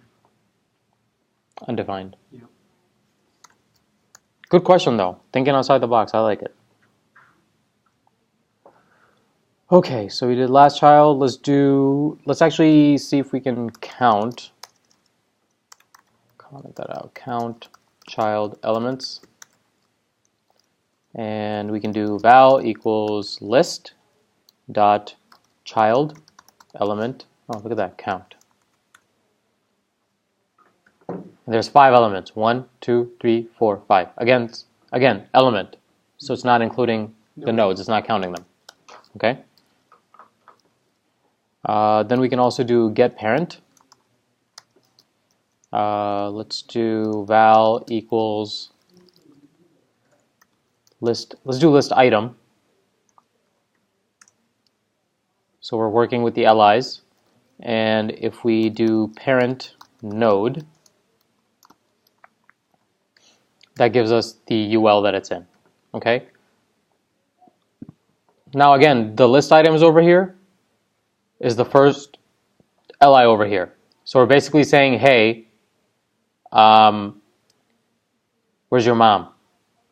For the first one, automatically. Yeah, for the first one automatically. So it's like, hey, UL is my parent. You know. Then we can do val equals list item dot parent element. And again, brings the same thing. In most cases, it's going to be the same thing.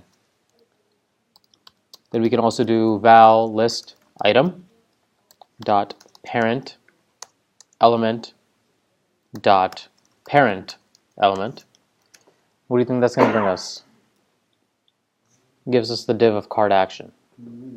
Because the UL, check here, the UL is inside a div. The immediate div that it's under has a class of card action. So it shows you the parent that it's in. Okay, so this is what traversing the DOM is. Like, you're basically moving up and down levels to see where you're at, kind of like how we were with the Unix command line. Remember using CD and ls to move in and out? This is obviously a little more complicated, but similar idea. Yeah, that's what you meant by moving up and down. Okay. Yeah, similar idea. Okay, now let's see how we can get siblings. Okay, so val equals list item, which is the first li, right? Then we have a property called next sibling. Okay, what do you think this is going to give us? The next one down the line after the first one. You're almost right. It's going to give us a text node, because right after this is technically a line break, and then after that comes the next li. There must be another one that says next element sibling. If the pattern stays true. You are absolutely right. Yes? Look at you, you freaking genius. Do it. See what you get. My dog. That's what I'm talking about. Thinking outside the box, dude. That's what's up. It'll last for 5 minutes. No, but at least you're onto it, you know? Like, you're, right? Like, you get it, kind of. So, what was it next? Element sibling? Yep. It's going to give us the next one. We can make sure by hovering over it, yep, it is the next one. Okay. Then we can also do val equals list item. We can do next element sibling and then next element sibling. Which one do you think that's going to be? Wait, hold on.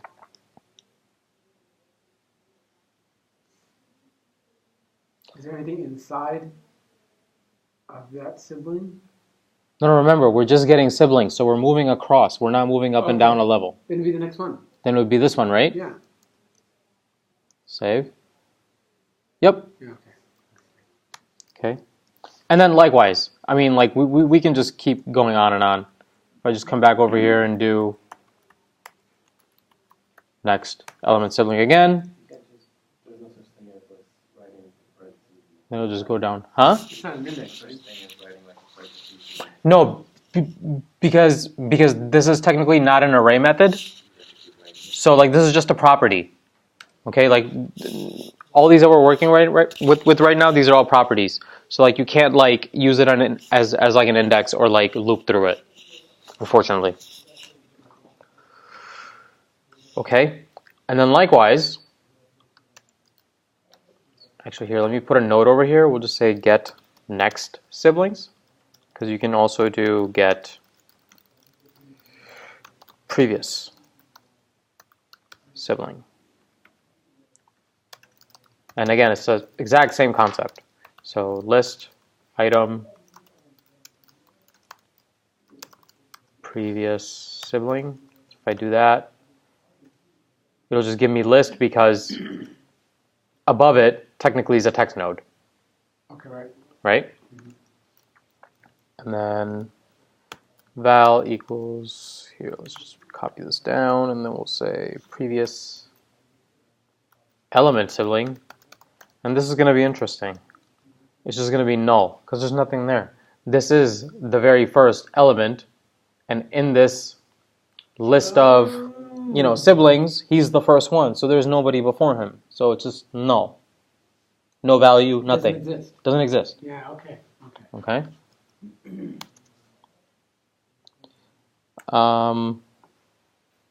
Here, so if we do something wacky, right? Val equals to list item. Can you do last element sibling for a previous element sibling? Yeah, so you can do something like that. You can do val equals list item. Did we do last? Yeah, we did it last. Okay, so we do last.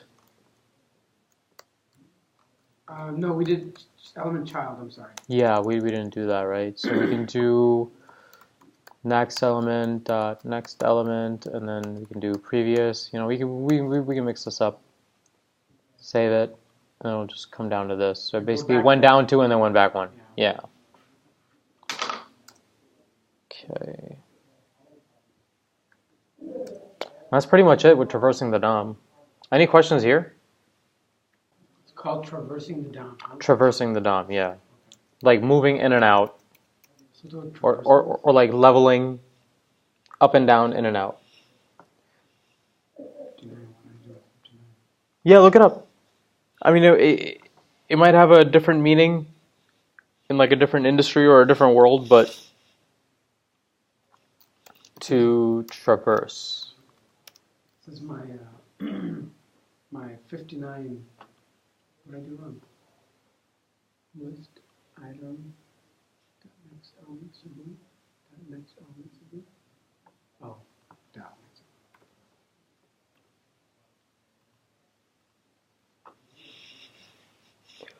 All right, so now that we've learned some of the various methods and properties, let's actually create a new element. You guys want to learn how to create a new element? Create a new element. Yeah, let's say that, okay, so in this project over here Oh yeah, okay. that I have you guys doing, one of your tasks is that if I click this button, I want you to add a task in here. Okay? So before we even start worrying about what we're going to put in it, let's actually just worry about actually creating a list item that is similar to the ones that already exist over here. right? Because eventually, like, what we want is that once we hit this button, we want a list item to just slide in at the bottom. Okay, yes. You know, like, or top or whatever, right? Okay. But then we have to construct that element first that's going to be added Okay. once we trigger this event. Okay. Okay? So let's actually see how we build applications. And I'm going to show you small little pieces that are going to go into actually making this fully functional. And honestly, like, this is kind of like cheating for you guys, because I'm literally teaching you how to make this static page interactive by literally teaching you how to do it inside it. Okay. So you should be able to figure this out. Okay. But by the time we're done learning DOM manipulation, you guys should be able to, within a couple hours, be able to go back and look at your notes and just make this interactive for me. Okay. Okay? So let's actually learn how to create an element. So I'm going to create a new file over here, and then we'll say, what are we on? 4, so we'll say 05. We'll say creating elements.js.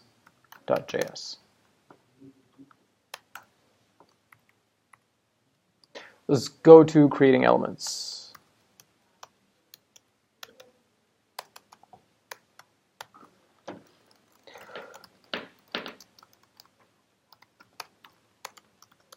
All right.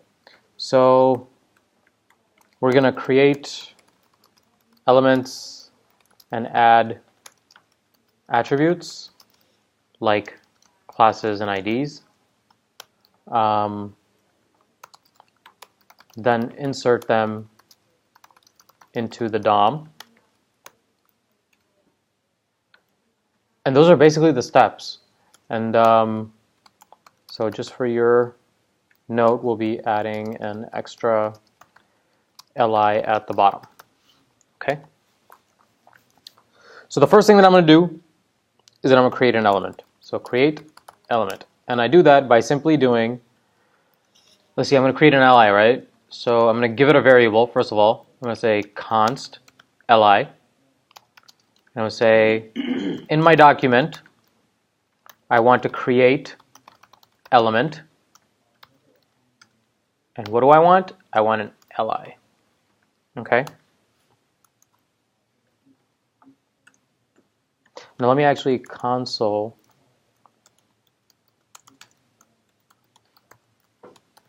just so you can see the process of what it goes through. Okay? My console, and I'm going to save. Now, so far, I've just created an li. It's an empty li, nothing in here. See that? Mm-hmm. Okay? Let alone being added into my task list. Right now, it just exists in a variable, and this is all that it has. That's it. So we've created our element. Okay? Now, if we go back and look at our index, and if we look at these LIs, we see that it has a class of collection item. Okay?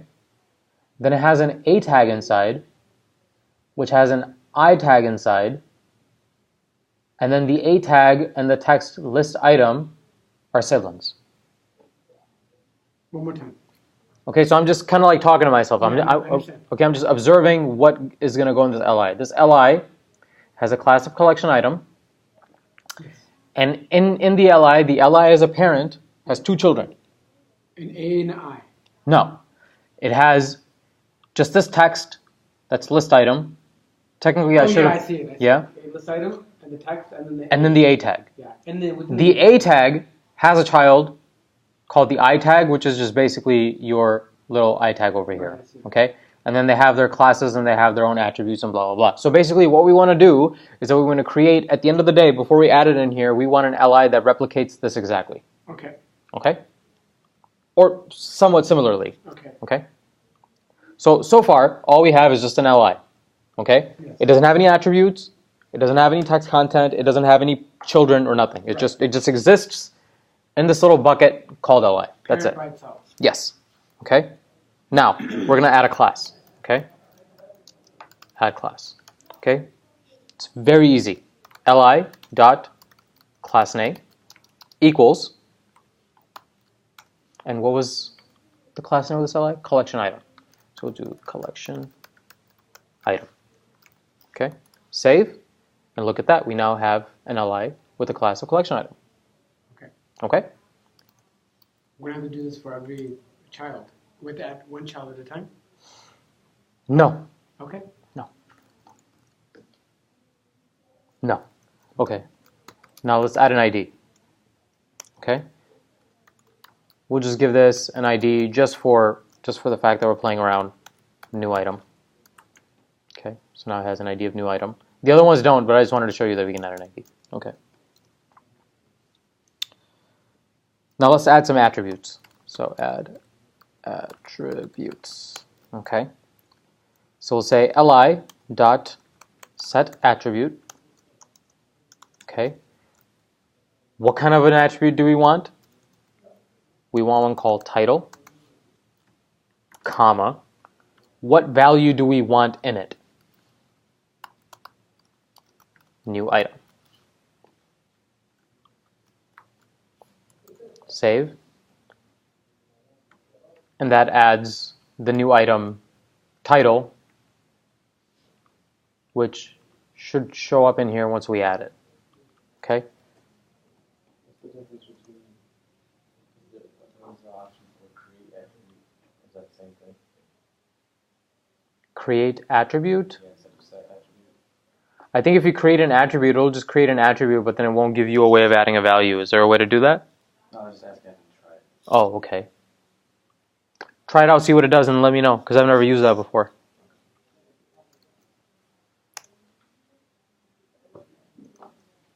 Okay, so this is basically all it's doing is that it's adding an attribute of title and giving it a value of new item.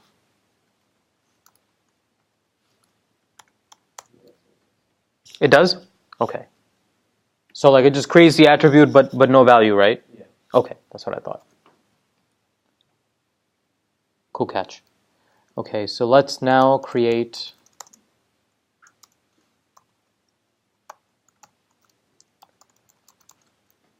a text node and append.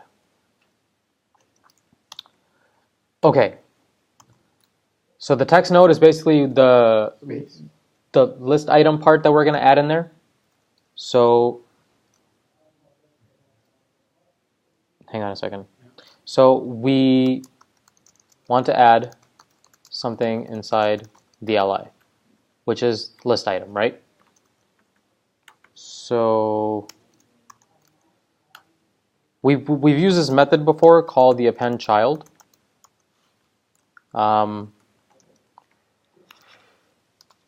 So it's used when we want to put something inside of something else. So let's actually see that in action. If I do li, and if I do append child,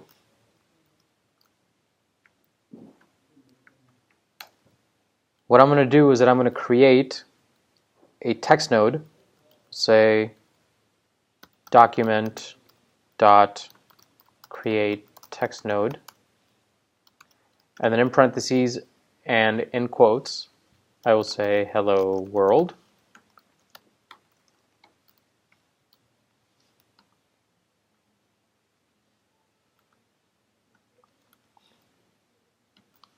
And you'll see that it adds the value hello world in here. Now what we could do is put document.create text node hello world inside a variable and then just put the variable name in here, and that'll also work too. You know what I'm talking about? Can you show that? Sure. So I can just do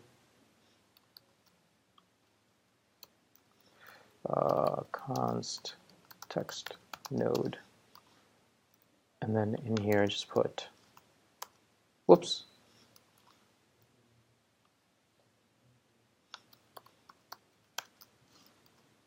Oh. And then yeah, and then that way I can use it over and over again. But I'm not ever going to use it over and over again. It's just in this case. So I'll just leave this as it is. Okay. Yeah. Okay. So this is how we create a text node, and then we append. Okay. So we're basically creating like a text part of it, and we're just adding it onto the li as part of its value. Okay. Now, what we want to do is that we want to take this li and we want to attach it to the ul that exists as its child. So you want to create the li and make it the child. Well, I mean, the li is created. yeah. So it's like the li is already created, and we know that all these other li's, they're all children of the ul parent. Yeah. That's exactly what we want to do over here. Is that we want to take this li that we've created and we want to insert it into our DOM as a child of the ul parent. Yeah. Okay. So let's do that. So we'll say append. Is this making sense, by the way? I just want to make sure it's making sense. It's not over your heads. Okay, append li as a child to the ul. Okay. So we could do document dot query selector, and then let's do ul dot collection, and then we can do dot append child, and then in here let's put li.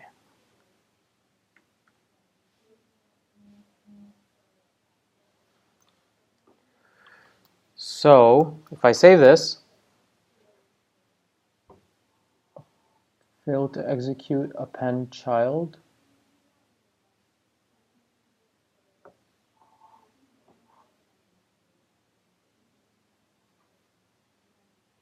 Oh, that's because I have quotes. Okay. There you go. See what it did? It added the hello world on the bottom over here. So now all we have to do is just basically create an event button where we can basically just take all the code we wrote and then put it inside a function and then say, hey, when somebody clicks this button, run that function, and that function will just generate a new list item. Right. Okay? Except we have a problem here. This isn't done. We still don't have Right. the little icon in here, so we need that. So in the meantime, I'm going to comment this out because we don't want to append it just yet.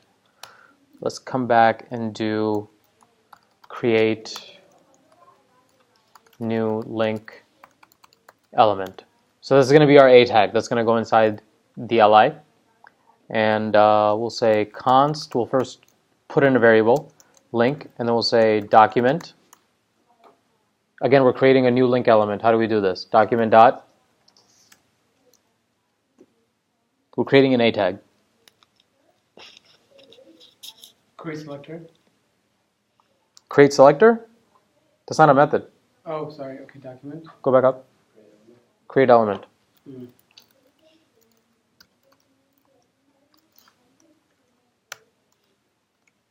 And what's going in here?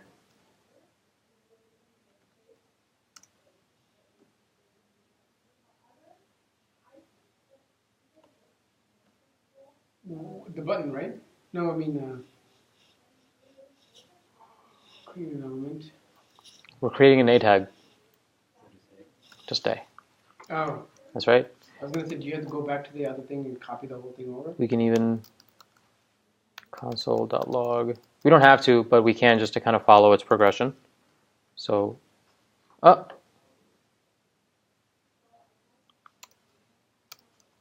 quotes. oh, God dang it. Gotta do link. Okay, so in here, let's add so we need to add classes, and we also need to add Wait, you put the quotes back. the icon. Huh? Yeah, the quotes are fine. I was supposed to put link over here. I don't know, like I had a dummy moment. Okay, so let's go back and look. We see we have classes of delete item and secondary content. So let's add some classes. And then we'll do link dot class name equals delete. There's no form where you can like copy and clone an entire element. Because we're going through piecemeal at a time. Yes. There's no like, oh, I want to copy this entire child and clone it. I'm sure there's a framework for it. I'm sure there's a framework for it. That's what JavaScript developers are good for. They're what they do is that they ask questions like you're asking, and they go, "Hey, I'm going to build something that makes it easy. Okay. So let me do the hard work, So everyone else can have it easier. so everyone else can have it easier." And I can guarantee you that there's probably some there's probably some schmuck out there who's bored as hell and probably came up with a framework that does exactly that. I guarantee you 100%. Okay. At least 5 of them. It's different ways of doing it. Yeah. Sure. Yeah.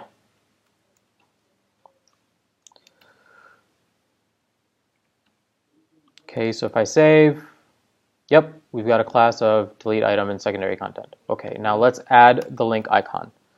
So we're just going to add this hole because there's no text nodes inside the link, so we just use inner HTML, so we'll just do that. Let's do link dot inner HTML. And again, with inner HTML, what's different than using text content?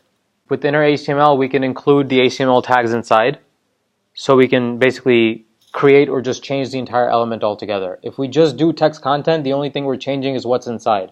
So like if I have an H5, and if I change the text content, I'm just changing what's inside that H5. The H5 will stay intact. But if I do inner HTML, and if I change it from an H5 to an H2, remember we did that? It just made it bigger? Yeah. Yeah, that's when we use inner HTML. So we're just basically changing the element altogether rather than just changing what's inside it. Okay. So inner HTML will actually let you create or change the entire element altogether. As opposed to what's inside the element. As opposed to what's inside the element. Okay. Or adding attributes. Right. Okay? So again, if you're an advanced JavaScript developer who's trying to come up with a framework that can make it easy, that would be something that you need to take into account. Be like, hey, I also have inner HTML, and maybe somebody just doesn't want to change the content itself. Maybe they want to change the entire element. What do I do to make that easy? Mm-hmm. You know? So a lot of logical thinking is going into it. So yeah, let's create our, I'm just going to copy and paste it. So I'm just going to grab any one of these since they're all the same. Copy, come back, and in quotes, there you go. Let me put semicolons in front of this too.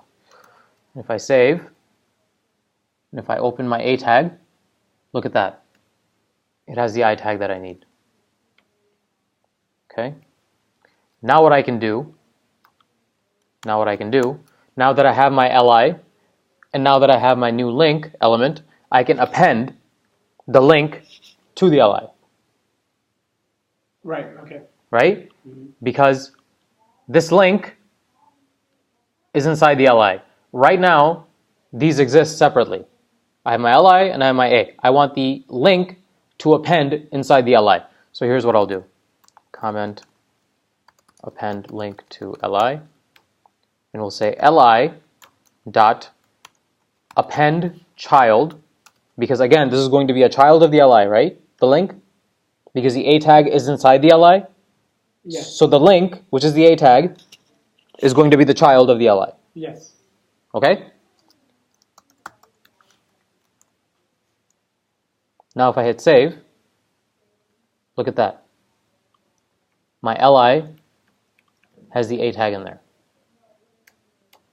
And if I go back and if I look at my HTML, let me just look at it, make sure everything is good, with the exception of this ID that we entered and then the title that we added, just to kind of demonstrate that we can add some stuff. It's pretty much exactly identical, and except for the hello world. We didn't, just so when it pops up, we know that it's ours. So we've got our A tag. It doesn't have an href. We probably will need to add an href. Nah, we'll leave that, whatever. But then we got our classes, and then we got our I tag, okay? So now if I append, so now we need to append li as child to the ul. So now that our li is put together, we can now go ahead and we can append this li to the parent ul, okay? So let's do document dot query selector. And the parent that this is going to go under is the ul with the class of collection, right? Mm-hmm. And this should be in quotes. And then we'll say dot append child, thank you, li. And this is not going to be in quotes. Okay. Now if I save, check it out.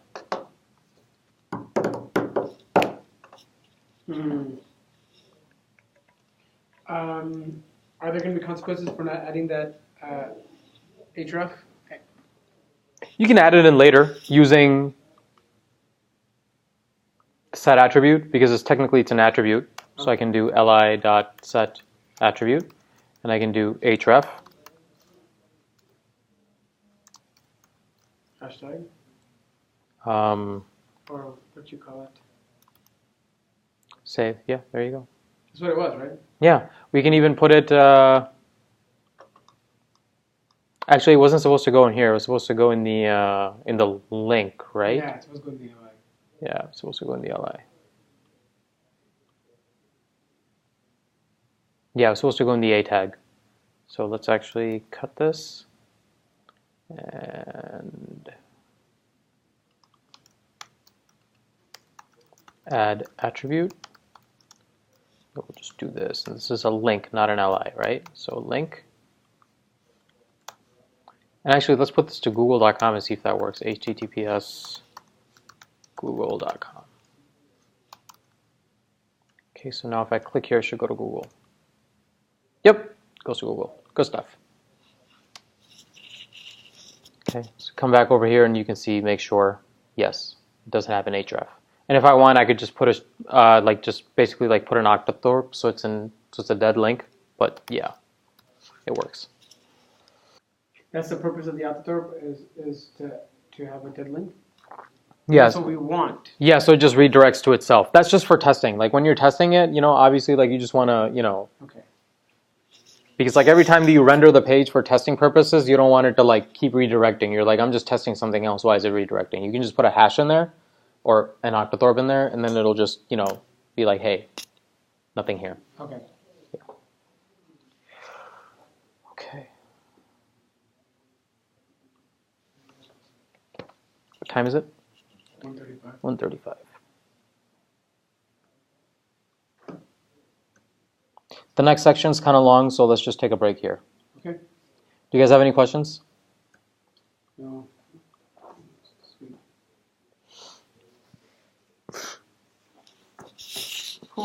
How are you doing, man? Yeah. Hey, look, you're gonna have to go over your notes. And honestly, one of the things that I used to do was that I used to just whatever notes that I would take, I would just type them out again, and then talk out loud to myself. And anytime I didn't understand anything, Stack Overflow. Learned a lot that way. And I know you're probably busy, with your job and your family and with your dad and everything that's going on, as I said last time, try to take at least 15 minutes out of your day. I know it's not much. I usually just do it at work. Perfect. Yeah. Because same thing. I mean, that's what I do majority of the time at work too. I'm just reading documentation, learning new stuff, or just trying to work on getting better at stuff that I already know. Sometimes I wish there was a magic pill that we could take, but there isn't one. Yeah. Unfortunately, there isn't because, and then what sucks is, and actually I shouldn't say that it sucks. Actually, kind of exciting is the more that I learn, the more I dive deep into the field, the more I learn how much I don't know, which is the overwhelming part, but it's actually kind of exciting because I know that I'm passionate about it, right? And eventually, one day when I'm 50, I'll get there. Yeah. But hopefully by that time I'll be making $500,000 a year, so I'm willing to wait that long. Wow. So. How many years have you been doing this now? 1. 1 year. That's it, just 1 year. I started learning about 1.5 years ago. And then I went on a 6-month really, really fast track, spending at least 3 to 4 hours every day. Yeah. Because I wanted to. I like it. I just need to be able to spend that much time on it. Dude, that's the thing, man. That's the thing. And then I lost a whole bunch of weight while I was doing it too. Twofer. Man, I'm telling you, because when I started doing it, I was just oh my god, I can actually get this stuff. I thought I was a dumbass. And then I was if I can learn this, I can pretty much do anything. Because I'm putting my mind and my effort into it. Yeah, you know what I mean? Yeah. and Perseverance. and then like it was paying off. I mean, it wasn't paying off in that I was making money, but it was paying off in that it was just like Learning it. I'm getting it. Yeah. Yeah. We're like, okay, let me try to recreate the Facebook homepage. Freaking did that too. Yeah. Just like minus the JavaScript part. Yeah. But I was like, look, I literally built the Facebook homepage. Yeah. It doesn't look exactly, but if someone was to look at it, they'd probably be like, ooh, that looks professional. You wouldn't be able to tell the difference probably Yeah. unless you were comparing it back to back. Yeah. Yeah. So, yeah, just play around, man. Yeah, I think we're done for today because we only have 20 more minutes, and the next section is pretty long. That's the one where in the next section we'll talk about replacing and removing elements. So we learned how to create them.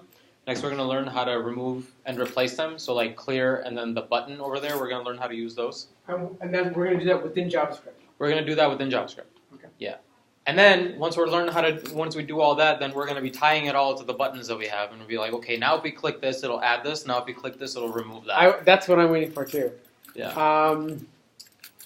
So you probably answer this, but I'm still I want to ask it. Why are we doing this in Java and not in HTML? Why are we doing this in JavaScript? Yeah. Like I understand we could do this. It's awesome. But Yeah. why would you want to do that in Java when you could change it in the HTML file? But we're not changing it. Well, what we're learning right now is how to manipulate them. So before this Java, okay, so before, let me comment this out. Right. Okay. Yeah. So this is how it exists. Sure. As it is. Yep. Okay. And you're saying that all the stuff that we're doing in JavaScript, why don't we just do it in the HTML? Yeah. In the HTML, I can't create a button that says, hey, alter this. I would have to go into my HTML and do it and then save it, and then I have a static site. Okay. Do you understand that? A little bit. Okay. I get this. What are you asking me? Like, what are we doing in JavaScript that you want me to do in HTML? So, like, right now, for so far, in JavaScript, we added another list item, right? We did that. We did that, but you're saying we can do that in the HTML. Yeah. Okay, you're right. But I want the user to be able to do that once they hit this add task button. And they can't do that using it can't happen by the HTML file by itself. No, it can't. So you have to have the Java. Exactly. So basically what I have here is that I have my starting point of my HTML. Okay? I've created everything. I've created the input, I've created the headers, I've created the links, the buttons and everything, okay? Now, when the user visits this website, they can't go into the HTML and start adding stuff. No. They want to be able to do it. It has to be interactive. Okay, so like this is a real life using application. This is a task list which exists in many shapes and forms in various applications. Yes. So somebody comes in and they say, hey, I want to add a new task. Okay, right now it's static, it's not going to do anything. Okay? Right. JavaScript is what communicates to the browser. And it's going to say, hey, the user just entered something over here. Okay? We already created a variable for this input. Whatever they put in here, stick it to the bottom.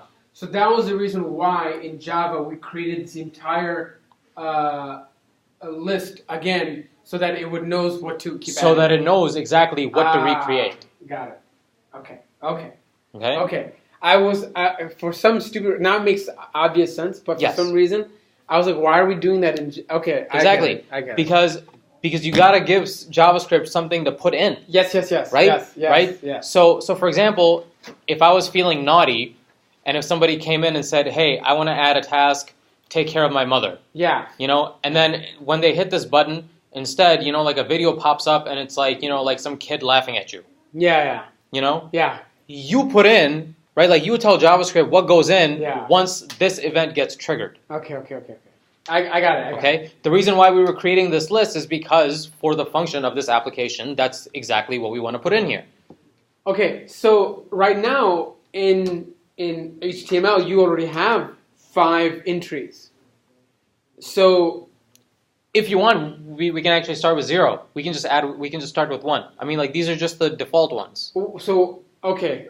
I'll wait till next Sunday. No, go ahead. Well, okay, so You have 5 items right now.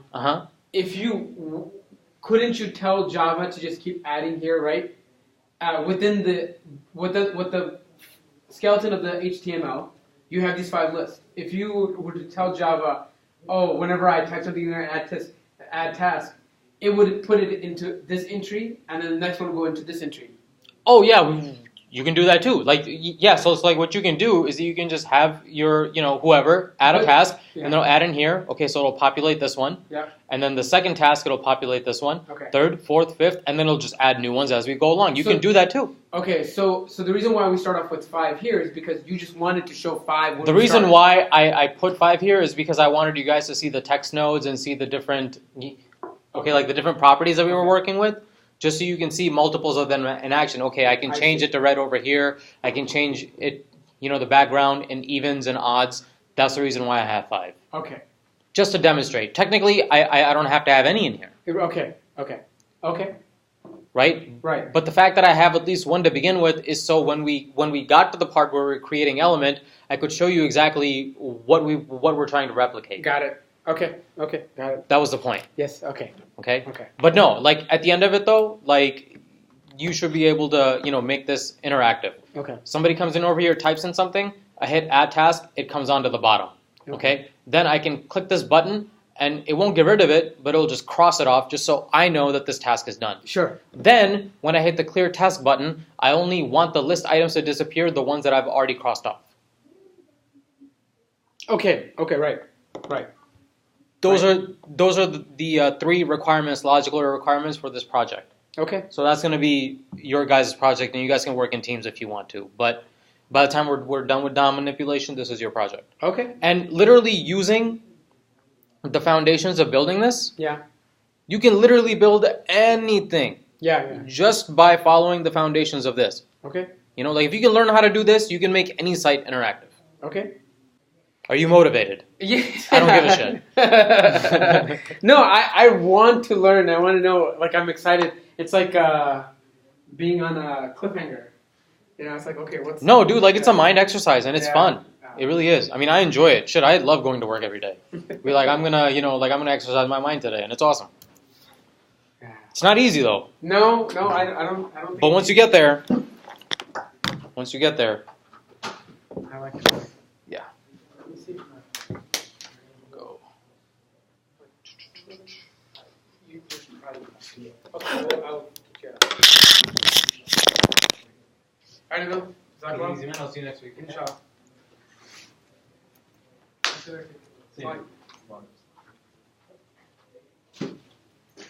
have any questions about it, or are you just gonna have